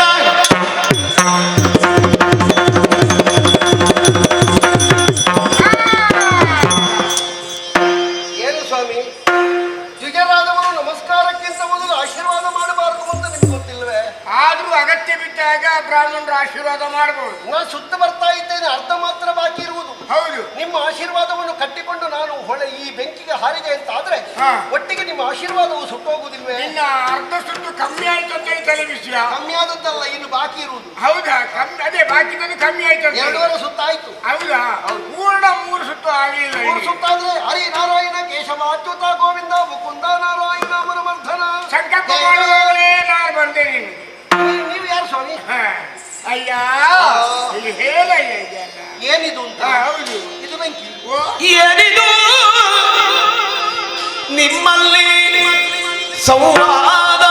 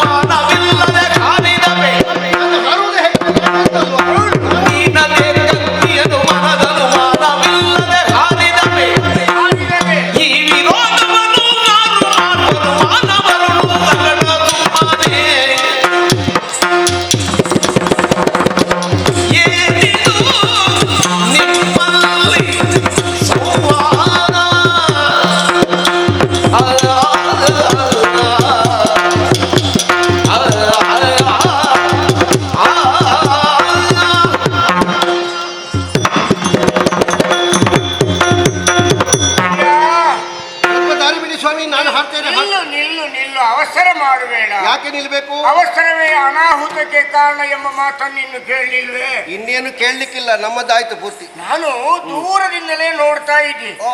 ಯಾವುದೋ ಒಂದು ಎರಡು ಆಕಾರಗಳು ಕೈ ಕಾಲು ಅಲ್ಲಾಡಿಸ್ತಾ ಇತ್ತು, ಹೀಗೆ ತಲೆ ಹೋಗ್ತಾ ಇತ್ತು. ಹಾಕೊಳ್ಳಿ, ಓ ಅಲ್ಲಿ ನೋಡಿ, ಹೌದಲ್ಲಿ ಮಟಮಟ ಮಟಮಟ ಮಟಮಟ ಅಂತ. ಆ ಆಕಾರ ಯಾವುದು ಅಂತ ಗೊತ್ತಾಗ್ಲಿಲ್ಲ. ಅವ ಹನುಮಂತ ಅಂತ, ಹಾ, ತ್ರೇತಾಯುಗದವ. ಹತ್ರ ಬರುವಾಗ ಹಾ. ಏನೋ ಎರಡು ಮನುಷ್ಯಾಕೃತಿ ನನಗೆ ಕಂಡಿತು. ಹೌದು. ಹಾಗೆ ಇನ್ನೂ ಹತ್ರ ಬರುವಾಗ ಇದ್ದಕ್ಕಿದ್ದಾಗೆ ಹೊಗೆ ಕಂಡಿತು. ಹೌದು. ಆ ಹೊಗೆ ಏನಪ್ಪ, ಇಲ್ಲಿ ಯಾರು ಯಾಗ ಯಜ್ಞಾದಿಗಳನ್ನು ಮಾಡುದು ನನ್ಗೆ ಗೊತ್ತಿಲ್ಲ. ಇನ್ನು ಸ್ವಲ್ಪ ಹೊತ್ತಾದ ಮೇಲೆ ನನ್ನ ಹೊಗೆ ಬರ್ತದೆ. ಅದೇ ಹೌದು. ಈ ಹೊಗೆ ಎಲ್ಲಿಂದ ಅಂತ ನೋಡ್ಕೊಂಡು ಬರುವಾಗ ಬೆಂಕಿ ಉರಿದು ನನಗೆ ಕಾಣ್ತಾ ಇದೆ. ಹೌದು, ಬೆಂಕಿಯೇ ಮೂಲವಾಗಿ ಹೊಗೆ ಬರ್ತಾ ಉಂಟು. ಹೌದು. ಆ ಬೆಂಕಿಗೆ ನೀನು ಸುತ್ತು ಬರ್ತಾ ನಾನೇ ಸ್ಥಾಪನೆ ಮಾಡಿದ್ದದು. 2.5 ಸುತ್ತಲ್ಲೇ ನಾನು ನಿಲ್ಲಿಸಿದ್ದೇನೆ. ಆ. ನೀನು ಏನ್ ಮಾಡೋದಕ್ಕೆ ಹೊರಟಿದೆ ಅಂತ ನನಗೆ ಗೊತ್ತಾಗ್ತಾ ಇಲ್ಲ. ಆ. ಓ, ಅಲ್ಲೊಂದು ಮಂಗ ಕೂತಿದೆ, ಪಿಳಿ ಪಿಳಿ ಪಿಳಿ ಪಿಳಿ ನಿನ್ನ ನೋಡ್ತಾ ಇದೆ. ಆ. ನೀನು ಬೆಂಕಿಗೆ ಹಾರ್ತಾ ಇದೆ. ಆ. ಹಾಗಾದ್ರೆ ಆ ಮಂಗನಿಗೂ ನಿನ್ಗೂ ಯಾವುದೋ ಒಂದು ವಿಷಯದ ಬಗ್ಗೆ ಚರ್ಚೆ ಆಗಿದೆ ಅಂತ ನನ್ನ ಗಮನಕ್ಕೆ ಬಂತು. ನಿಮ್ಮ ಹೆಸರು? ಓ, ನಿಮ್ಮ ಹೆಸರು? ನನ್ನ ಹೆಸರು ವಿಷ್ಣು ಶರ್ಮಾ ಅಂತೇಳಿ. ನಿಮ್ಮ ಅಪ್ಪಯ್ಯನ ಹೆಸರು? ಓ, ಶಂಭು ಶರ್ಮಾ ಅಂತೇಳಿ. ಆ, ಹಾ, ನೀವು ಶಂಭು ಶರ್ಮರ ಮಗನು? ಹೌದು. ಅಪ್ಪಯ್ಯ ಹೇಗಿದ್ದಾರೆ? ಓ, ಈಗ ಆಚೆಗೆ ಹೋಗ್ಲಿಕ್ಕೆ ಆಗುದಿಲ್ಲ, ಒಂದು ಮೂಲೆಯಲ್ಲಿ ಕೂತಿದ್ದಾರೆ. ನಿಮಗೆ ಶಂಭು ಶರ್ಮಾ ಅಂತ ಹೇಳುವಾಗ ಬೇಗ ನೆನಪಾಗ್ತದೆ. ನಮಗೆ ಪರಿಚಯದವರೊಬ್ಬರಿದ್ದಾರೆ, ಅವರೆಯೋ ನಿಮ್ಮ ಅಪ್ಪ ಅಂತ ಎಣಿಸಿಬಿಟ್ಟೆ, ಅದಲ್ಲದಿದ್ರೆ ಬಿಡಿ. ಹಾಗೆ ಇಲ್ಲಿ ಬನ್ನಿ. ಹತ್ರ ಬರುವಾಗ ಈಗ ನಿಮ್ಮಿಬ್ಬರಲ್ಲಿ ಏನೋ ಒಂದು ಮಾತುಕತೆ ಆಗಿದೆ. ಚಂದ್ರವಂಶೀಯ ಹಾ. ಅರ್ಜುನ ಅಂತ ನನ್ನ ಹೆಸರು. ಓನಾ? ಕುಂತಿದೇವಿಯ ಮಗ. ಹಾ. ನನಗೊಬ್ಬ ಭಾವ ಇದ್ದಾನೆ, ಯಾರು? ಕೃಷ್ಣ ಭಾವ. ಹಾ, ಕೃಷ್ಣ ಭಾವ. ಹೌದು ಹಾ. ಸ್ವಾಮಿ, ನೀನು ಕುಂತಿಯ ಮಗ, ನಾನು ಕುಂತಿಯ ಮಗ. ಕೃಷ್ಣ ಭಾವ. ಒಂದು ಕಾರಣವನ್ನು ಹಿಡ್ಕೊಂಡು ಒಂದು ತೀರ್ಥಯಾತ್ರೆಯ ಪ್ರಸಂಗ ಮಾಡುವ ಅಂತ ಹೊರಟು ಬಂದವ. ಹಾ. ಬರಬರ್ತಾ ರಾಮೇಶ್ವರದಲ್ಲಿ ಅವ ಒಬ್ಬ ಕಾಣ ಸಿಕ್ಕಿದ. ಹಾ. ನೀನ್ ಯಾರು ಅಂತ ಕೇಳಿದೆ. ಹಾ. ಅವ ಹನುಮಂತ ಅಂತ ಹೇಳಿದ. ನನಗೆ ಸಿಟ್ಟು ಬಂತು ಸ್ವಾಮಿ.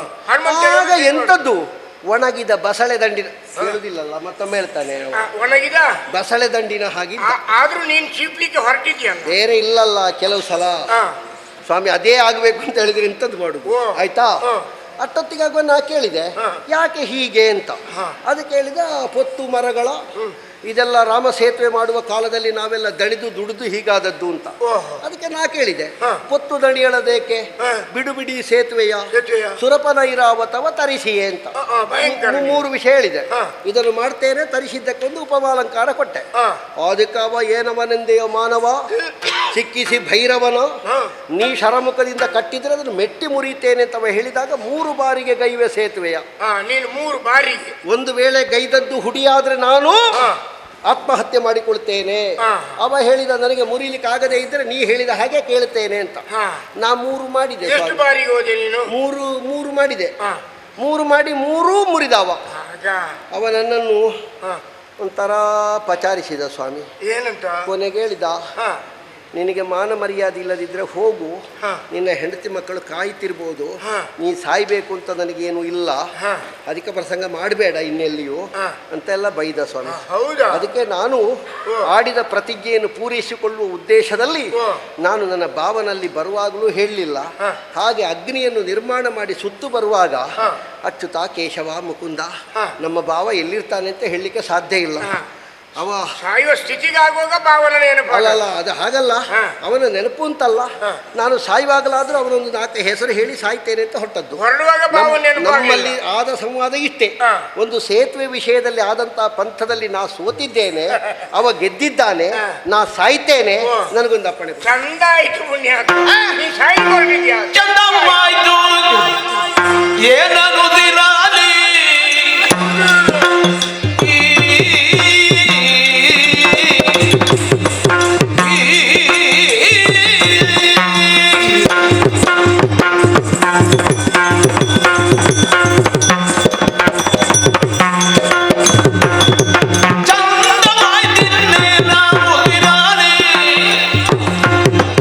ನಿನ್ನಯ ಶೌರ್ಯ ಅಂದವನ್ನು ನೋಡಬೇಕಿರಲಿ.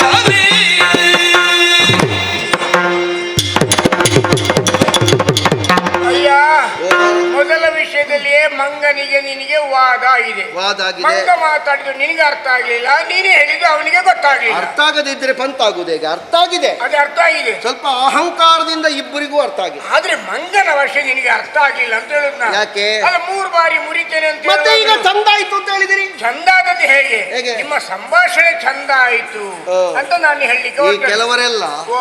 ಏನೂ ಅಲ್ಲದೆ ಇದ್ದದ್ದಾದ್ರೆ ಹಾ. ಒಳ್ಳೆದಾಯಿ ಅವರಿಗೆ ಮಂಗಳಾರತಿ ಹೌದೌದು. ಯಾಕಂದ್ರೆ ಯಾವುದೇ ಒಂದು ವಿಷಯದಲ್ಲಿ ನಮಗೆ ಪಂಚಾಂಗ ಗಟ್ಟಿ ಇರಬೇಕು. ಎಂತದ್ದು ಪಂಚಾಂಗ ಅಂದ್ರೆ? ಪಂಚಾಂಗ ಗಟ್ಟಿ ಇಲ್ಲದ್ರೆ ಏನು ಐದು ಅಂಗವ? ಐದು ಅಂಗ ಅಲ್ಲ, ಮತ್ತೆ? ಒಂದು ವಾದ ಪ್ರತಿವಾದಿ, ಹೌದು, ವಿಷಯ, ಹಾ, ಹಾ. ಪಂಥ. ಪಂಥ. ಆದ್ರೆ 5ನೇದು ಸರಿ ಇಲ್ಲ ಅಂತ ಹೇಳ್ತಾರೆ. ಎಂತದ್ದು 5ನೇದು? ಯಾವುದಾದ್ರೂ ಒಂದು ಸಾಕ್ಷಿ ಇಲ್ಲದೆ ಹೋದರೆ ನೀವು ಮಾಡಿದ್ದು ಏನು ಪ್ರಯೋಜನ? ಚಂದ್ರಿಯ ವಂಶ ಹೇಳ್ತೀನಿ, ನೀನು ಅಲ್ಲಿ ಹಾಗೆ ಮಾಡಿದ್ದೇನೆ ಹೀಗೆ ಮಾಡ್ತೀನಿ ಅಂತ ಹೇಳ್ತಿ. ಏನೂ ಇಲ್ಲದೆ ನೀನು ಸತ್ತೋದ್ರೆ ನೀನು ಹೀಗೆ ಮಾಡಿದ್ದೀಯ ಅಂತ ಯಾರಿಗೆ ಗೊತ್ತಾಗ್ತದೆ? ಯಾರು ಸಾಕ್ಷಿ ಇದ್ದಾರೆ ಅದಕ್ಕೆ? ಸಾಕ್ಷಿ? ನಿಮ್ಮೊಟ್ಟಿಗೆ ನೀವು ಮಾತಾಡಿ. ಅವನಿಗೆ ನಾನು, ನನಗೆ ಅವ ಸಾಕ್ಷಿ. ಹಾ. ಕೆಲವು ಸಲ ಸಾಕ್ಷಿ ಇರಿಸಿಕೊಳ್ಳುವುದು ಯಾಕೆ ಕೇಳಿದ್ರೆ, ಯಾಕೆ? ಸೋತಾದ ಮೇಲೆ ನಾಸೋಲ್ಲಿಲ್ಲ ಅಂತ ಯಾರಾದ್ರೂ ಹೇಳಿ ಬಿಟ್ರೆ ಓ. ಒಬ್ಬ ಸಾಕ್ಷಿ ಬೇಕಾಗ್ತದೆ. ಹಾ, ಹಾ. ಈಗ ಸಾಕ್ಷಿ ಇಲ್ಲದೆ ಮಾಡಿದ್ದರಿಂದ ಹಾ. ಇಲ್ಲಿ ಏನು ತೊಂದರೆ ಆಗಲಿಲ್ಲ. ಆದ್ರೆ- ನಾ ಸೋತಿದ್ದೇನೆ ಎನ್ನುವುದನ್ನು ಪ್ರಾಮಾಣಿಕವಾಗಿ ನಾನು ಒಪ್ಪುತ್ತಾ ಹಾ. ನಾನು ಮಾಡಿದ ಪಂಥ ಪ್ರಕಾರ ಸಾಯುವುದಕ್ಕೆ ಸಿದ್ಧನಾಗಿದ್ದೇನೆ. ಈಗ ಈ ಕ್ಷೇತ್ರದಲ್ಲಿ ಹಾ. ಹಿರಿಯವ ನಾನೇ. ಹಾ. ಇಲ್ಲಿ ಏನು ನಡೆದ್ರು ನನ್ನ ಹತ್ರ ಎಲ್ಲರೂ ಕೇಳುದು ಅಲ್ಲಿ ಏನಾಗಿತ್ತು ಇಲ್ಲಿ ಏನಾಗಿತ್ತು ಅಂತೇಳಿ. ಹಾ. ಈ ಕ್ಷೇತ್ರದಲ್ಲಿ ನಾನು ದೇವರು ಅಂತ ಎಲ್ಲರೂ ಹೇಳ್ತಾರೆ. ಹಾ. ಅಂದ್ರೆ ಪ್ರತಿಯೊಂದು ವಿಷಯದಲ್ಲೂ ನಾನಿದ್ದೇನೆ ಅಂತ ಅವರಿಗೆ ಗೊತ್ತು. ಹಾ. ಒಂದು ವೇಳೆ ನಿಮ್ಮಷ್ಟಕ್ಕೆ ನೀವು ಪಂಥ ಮಾಡಿಕೊಂಡು ಸತ್ತೋದ್ರೆ ನಾಳೆ ಅವರು ಕೇಳಿದ್ರೆ ನನಗೆ ಏನು ಸಾಕ್ಷಿ ಹೇಳುದು? ನಾನು ಸ್ವಾಮಿ, ನೋಡಿದ್ದೇನೆ ಇದನ್ನು ಈಗ ಒಂದು ವಿಷಯ ಆಯ್ತಲ್ಲ, ಓ. ಈಗ ಕೆಲಸ ಆಗಿದೆ, ಹಾ. ನಾ ಸಾಯುವುದಕ್ಕೆ ಹೊರಟಿದ್ದೇನೆ. ಹಾ. ಇನ್ನೀಗ ಸಾಕ್ಷಿ ಇಟ್ಟುಕೊಂಡ್ರು ಹಾ. ದೊಡ್ಡ ಪ್ರಯೋಜನ ಇಲ್ಲಲ್ಲ. ಯಾಕೆ? ನೀವು ಬರುವಾಗ ತಡ ಆಯ್ತಲ್ಲ, ಕೆಲಸ ಮುಗೀತಲ್ಲ. ಅದಕ್ಕೆ ದಾರಿ ಒಂದಿದೆ. ಎಂತದ್ದು? ನಾಳೆ ಯಾರಾದ್ರೂ ಕೇಳಲಿಕ್ಕೆ ಸಾಕ್ಷಿ ನಾನಿಗೆ. ಏನು ಮಾಡ್ತೀರಿ? ಅದಕ್ಕೆ ಮಾಡು ನೀವೊಮ್ಮೆ ಸೇದುವ ನೋಡಿದವ ನಾನು. ಮಾಡು ನೀನೊಮ್ಮೆ ಸೇದುವ ನೋಡಿದವ ನಾನು.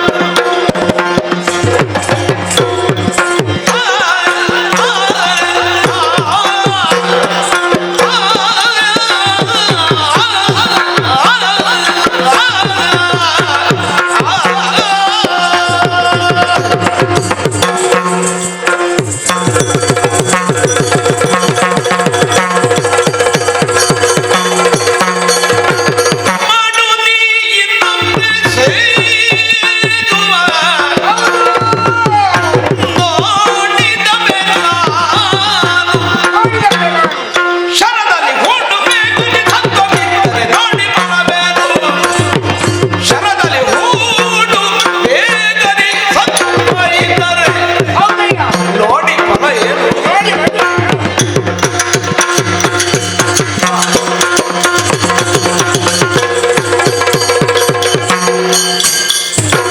ಮತ್ತಿ ರೂಢಿಸಿದ ಕಪ್ಪಿ ಬೀರ ಚೂರ್ಣವ ಮಾಡಲರನು. ಮತ್ತಿ ರೂಢಿಸಿದ ಕಪ್ಪಿ ಬೀರ ಚೂರ್ಣವ ಮಾಡಲರನು. ಬಳಿಗವನು ನಾಡಿನ ದೊನ್ನಿಯಲ್ಲಿ ಹೋಗಾಡಬಹುದಿತ್ತು. ಮಾಡು ನೀ ಇನ್ನೊಮ್ಮೆ ಸಗುವ ಮಾಡು, ಸಗುವ ಮಾಡು, ಮಾಡು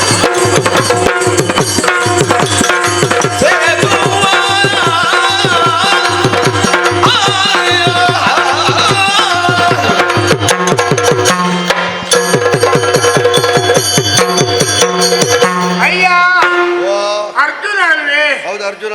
ಸಾಕ್ಷಿ ಇಲ್ಲದಿದ್ರೆ ಯಾವ ವ್ಯವಹಾರವೂ ಆಗುದಿಲ್ಲ. ಈಗ ಸಾಕ್ಷಿ ಬಂದೇನು ಪ್ರಯೋಜನ? ಕೆಲಸ ಮುಗಿದಿದೆ. ಮುಗಿದಿದೆ ಅಲ್ವಾ? ಹೌದು. ಇನ್ನೊಮ್ಮೆ ಮಾಡಬೇಕು ನೀವು. ಯಾರು?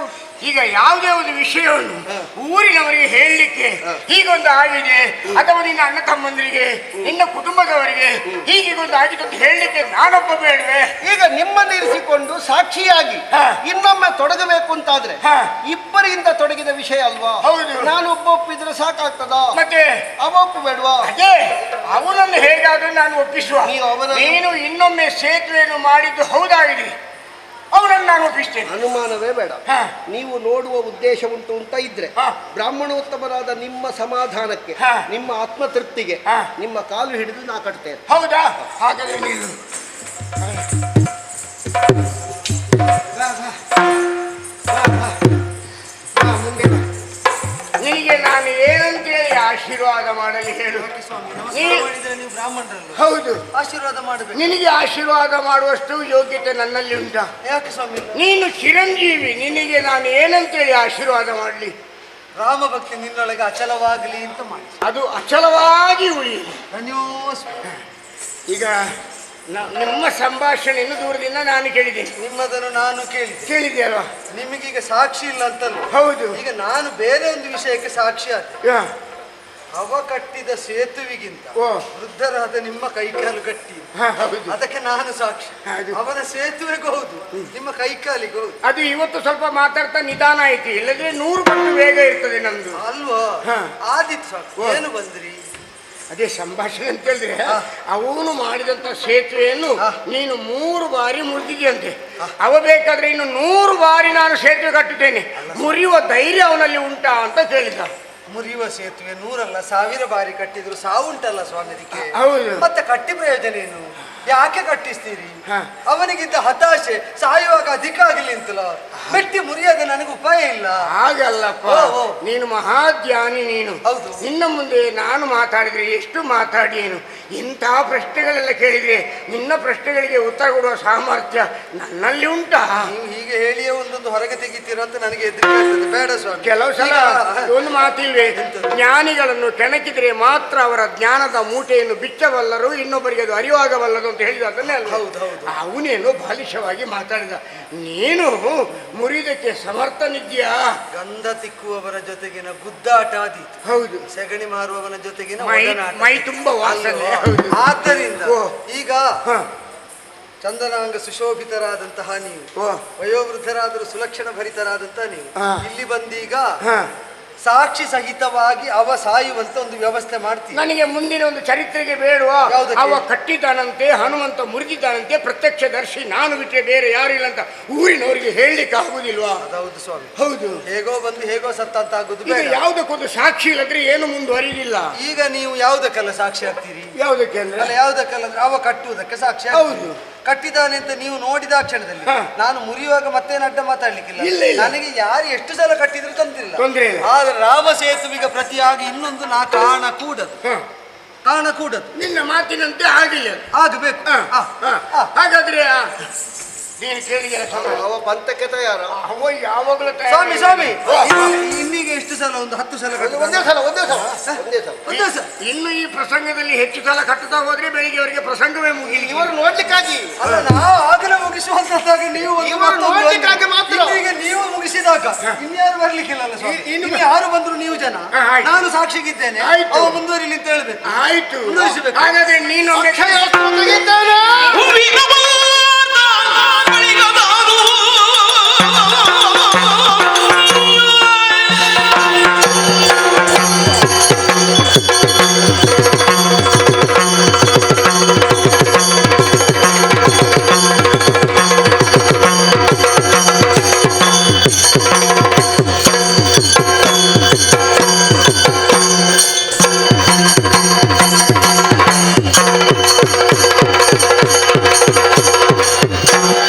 ವೀರಮಾತ ಬಳಿಗದಾರು ಬೇರೆ ಅಕ್ಷಯಾಸ್ತ್ರವಿಲ್ಲ.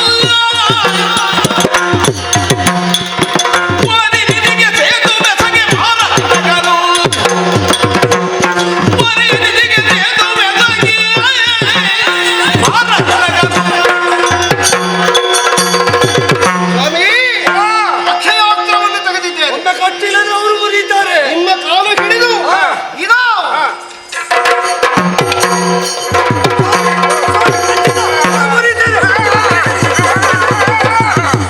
ಅವಸರ ಅವ ಮಾಡಬೇಡ. ಕಟ್ಟಿ ಆಯ್ತು, ನನಗೆ ಮುರಿಬೇಕು. ಅವಸರ ಮಾಡಬೇಡ. ಅವ ಕಟ್ಟಿದ ಮೇಲೆ ಮುರಿಬೇಕು ಸ್ವಾಮಿ. ನೋಡಿ ಆಯ್ತಾ? ಅವ ಮುದ್ರೆ ಕರೀಲಿ. ಅವ ಇನ್ನು ಕರ್ದ್ರು ಸಾಯ್ಲಿಕ್ಕೆ ಅಲ್ಲ. ಅವನನ್ನು ಸಾಯುವುದಕ್ಕೆ ನಾನು ಯಾಕೆ ಕರೆಯಿತು? ಆ. ಹಾಗಲ್ಲ, ನೀನು ಅವಸರ ಮಾಡಬೇಡ. ಅವ ಅವಸರ ಮಾಡಿದಂತೆ ಕಟ್ಟಿ ಆಯ್ತಲ್ಲ, ಇನ್ನೇನಾಗ್ಲಿಕ್ಕೆ ಉಂಟು? ಇಷ್ಟು ದೊಡ್ಡ ಪವಿತ್ರವಾದಂತ ಲವಣಾಂಬುದಿಗೆ ಸೇತುವನ್ನು ಬಂಧಿಸಿದಾನೆ ಅವ. ಹೌದು. ನೀನು ಅದನ್ನು ಮುರಿಲಿಕ್ಕೆ ಅಂತ ಹೊರಟಿ. ಹೌದು. ಆದ್ರೆ ಇದು ಹೇಗೆ ಕಟ್ಟಿದಾನೆ ಅಂತ ನಾನು ನೋಡ್ಬೇಡ. ನೋಡಿ ಆಯ್ತಲ್ಲ.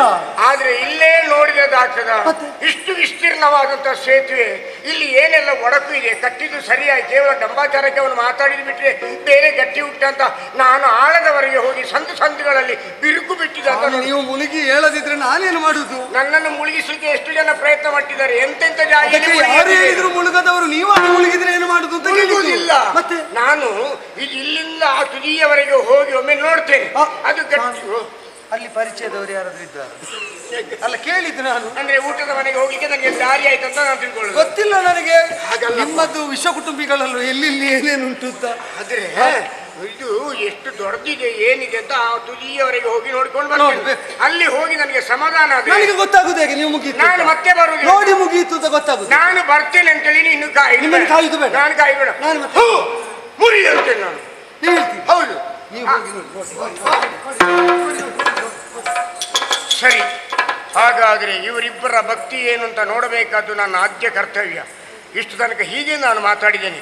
ಇಲ್ಲಿಂದ ಹೋಗಿ ಮುಂದೆ ಏನಾಗ್ತದೆ ಎನ್ನುವುದನ್ನು ನಿರೀಕ್ಷೆಯಲ್ಲಿ ನೋಡುವ. ಆಯ್ತಾ ಸ್ವಾಮಿ? ನೋಡಿ ಆಯ್ತಾ?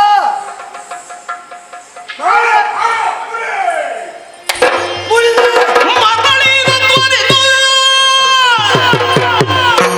ಮರಳಿ ಸತ್ವದಿತ ಮುರಿಯದ ನರನರು ಮನದಿ ಒಡನೆ ಇಟ್ಟಿರುವ ಎನದ ಅನಿನಿಂದೊರೆ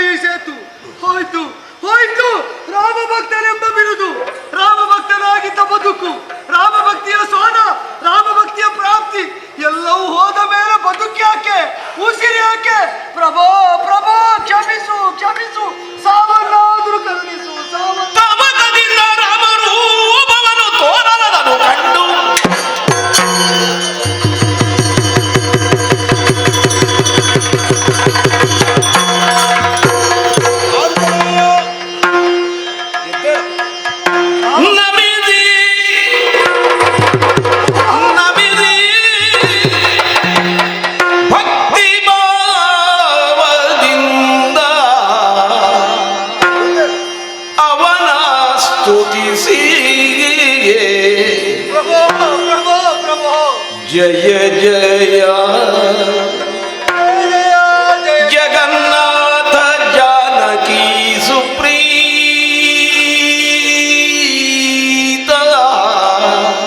ಜಗನ್ನಾಥ ಜಾನಕಿ ಸುಪ್ರೀತ ಜಯ ರಘುಕುಲ ರಾಕ್ಷಸ ಕುಲ ವಿಪಕ್ಷ ಜಯ ಜಯ ಸುರಾಧೀಶ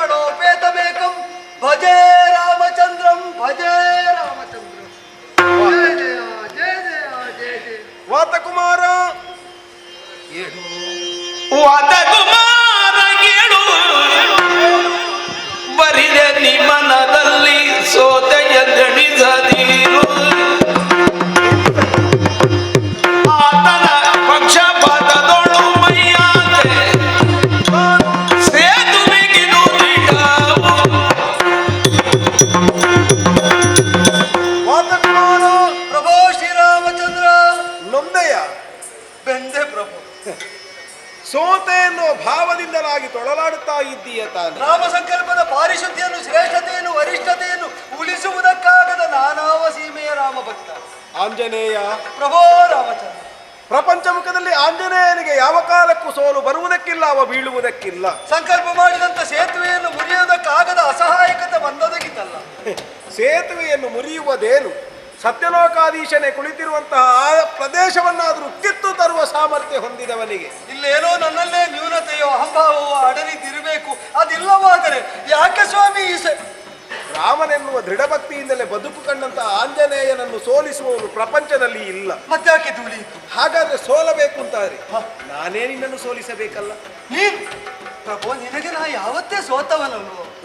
ಹೌದಪ್ಪ. ಮತ್ತೆ ಸೋಲಿಸಿದ್ದು ಅಂತ ಹೇಳಿದರೆ ರಾಮಧ್ಯಾನದ ಮೂಲಕವಾಗಿ ಕಟ್ಟಿದ ಸೇತುವನ್ನು ಮುರಿದಿಕ್ಕುವುದಕ್ಕಾಗಿ ಪದವನ್ನು ನೀನು ಘಾತಗೊಳಿಸಿ, ಆದರೆ ಮುರಿಲಿಲ್ಲ ಅಂತಾದ್ರೆ ಅದಕ್ಕೆ ಬೆನ್ನ ಅಂತೂ ನಾನೇ ದೇವ್ರೆ ದೇವ್ರೆ, ಅದಕ್ಕೆ ಬೆನ್ನ ಅಂತದ್ದು ಅಂದ್ರೆ ನಾನೇ ಕೂರ್ಮಾಕೃತಿಯನ್ನು ತಾಳೆದು ಮುರಿಯದಂತೆ ಆ ಸೇತುವೆ. ಅಯ್ಯೋ ಶಾಂತಂ ಪಾಪಂ ಶಾಂತಂ ಪಾಪಂ. ದೇವರೇ, ನೀನು ಆಧರಿಸಿದ್ದನ್ನು ನಾವು ಮುರಿಯುವುದಕ್ಕೆ ಎತ್ತಿಸಿದ್ದೇನೆ. ಇದೀಗ ಘೋರೋಪಚಾರ ಆಯ್ತಲ್ಲ ಪ್ರಭು. ಅದರ ಅರ್ಥ ನೀನು ನನ್ನನ್ನು ಮುರಿಯುವುದಕ್ಕೆ ಹೊರಟಿದ್ದಿ ಅಂತಲ್ಲ, ಮತ್ತೆ ನಾನೇ ಅವನನ್ನು ಕಾಯುವುದಕ್ಕಾಗಿ ಆತರನಾಗಿ ಮಾಡಬೇಕಾಯಿತು. ಅವನ ಪಕ್ಷವನಾಂತೂ ನಾ ಈ ಕೆಲಸವು ಮಾಡಿ. ದೇವರೇ, ಅವನು ನಿನ್ನ ಪಕ್ಷದವನು? ಹೌದು. ಅಂದ್ರೆ ನಮ್ಮ ಪಕ್ಷದವನು? ನಮ್ಮ ಪಕ್ಷದವನು. ವಿರೋಧ ಆದದ್ದು ಈಗ ನಿನಗೆ ಪ್ರಿಯನಾದವನು? ಹೌದು. ಅವ ಯಾರು ಪ್ರಭು? ಅವನು ಪ್ರಿಯನಾಗುವುದಕ್ಕೆ ನಾನೀಗ ಇರುವುದೊಂದು ರೂಪದಿಂದ ನಾನಿದ್ದೇನಪ್ಪ. ನಾಮರೂಪದಲ್ಲಿ ಅಲ್ಲ? ಇಲ್ಲವೇ ಇಲ್ಲ. ಬೇರಾವರು ಈಗ ಈಗ ಕೃಷ್ಣಾವತಾರದಿ ಹೌದು ಬಂದು ನಾ ಸಖನಾಗಿ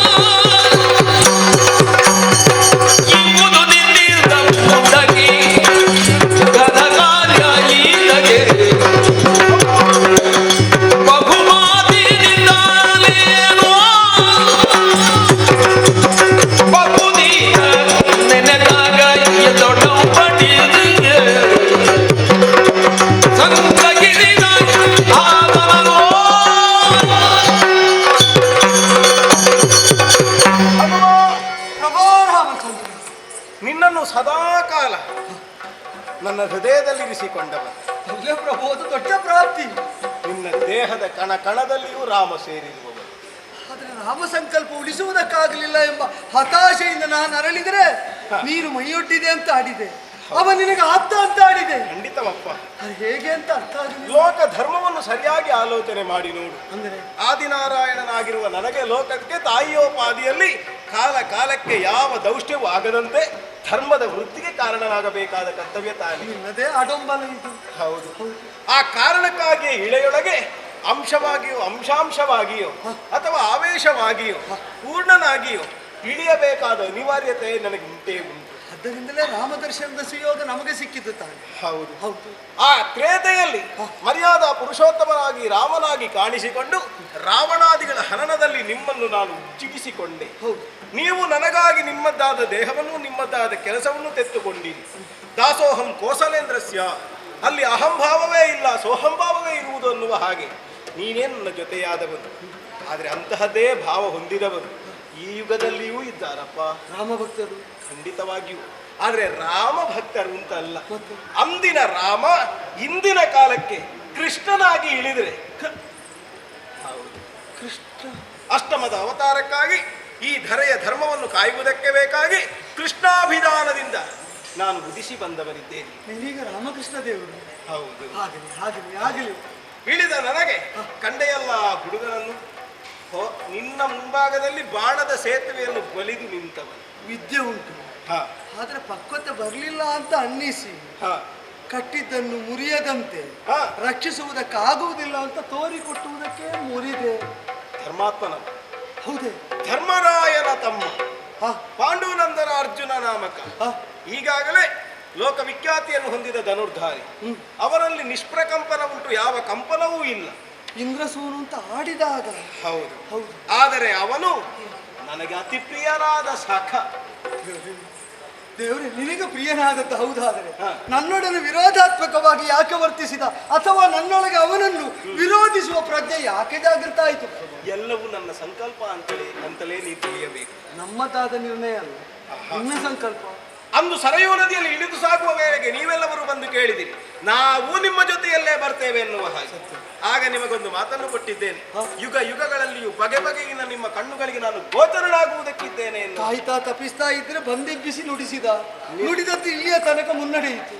ಅವನನ್ನು ಉಪಾಧಿಯಾಗಿ ಬಳಸಿಕೊಂಡು ನಿನ್ನ ಕಣ್ಣುಗಳಿಗೆ ರಾಮನಾಗಿ ನಾನು ಗೋಚರವಾಗಬೇಕಾಯಿತು. ಆದರೆ ಆ ಕಾಲದಲ್ಲಿ ನೀನು ಬೇಕಾದಷ್ಟು ಧರ್ಮವನ್ನು ಉಳಿಸುವ ಕೆಲಸವನ್ನು ಮಾಡಿದ್ದು. ನಿನ್ನನ್ನು ಈ ಕಾಲದಲ್ಲಿ ನಾನು ಬಳಸಿಕೊಳ್ಬೇಕು ಅಂತ ನನ್ನ ಹೆಗಲೇರಿ ಹೋಗಿ ಇಂದ್ರಸೂನುವನ್ನು ವಿರೋಧಿಸುವುದಕ್ಕೆ ಸೂರ್ಯಸುತನಿಗೆ ನೀ ದರ್ಶನ ಕೊಟ್ಟೆ ಅಲ್ಲ. ಇಂದು ಅವನ ಕೃತ್ಯದ ಹೆಗಲೇರಿ ಬಂದು ನನಗೆ ದರ್ಶನ ಕೊಟ್ಟೆ. ನಿನ್ನ ಲೀಲೆ. ಹಾಗಾಗಿ ಇನ್ನು ಮುಂದೆ ಹೀಗಲ್ಲ.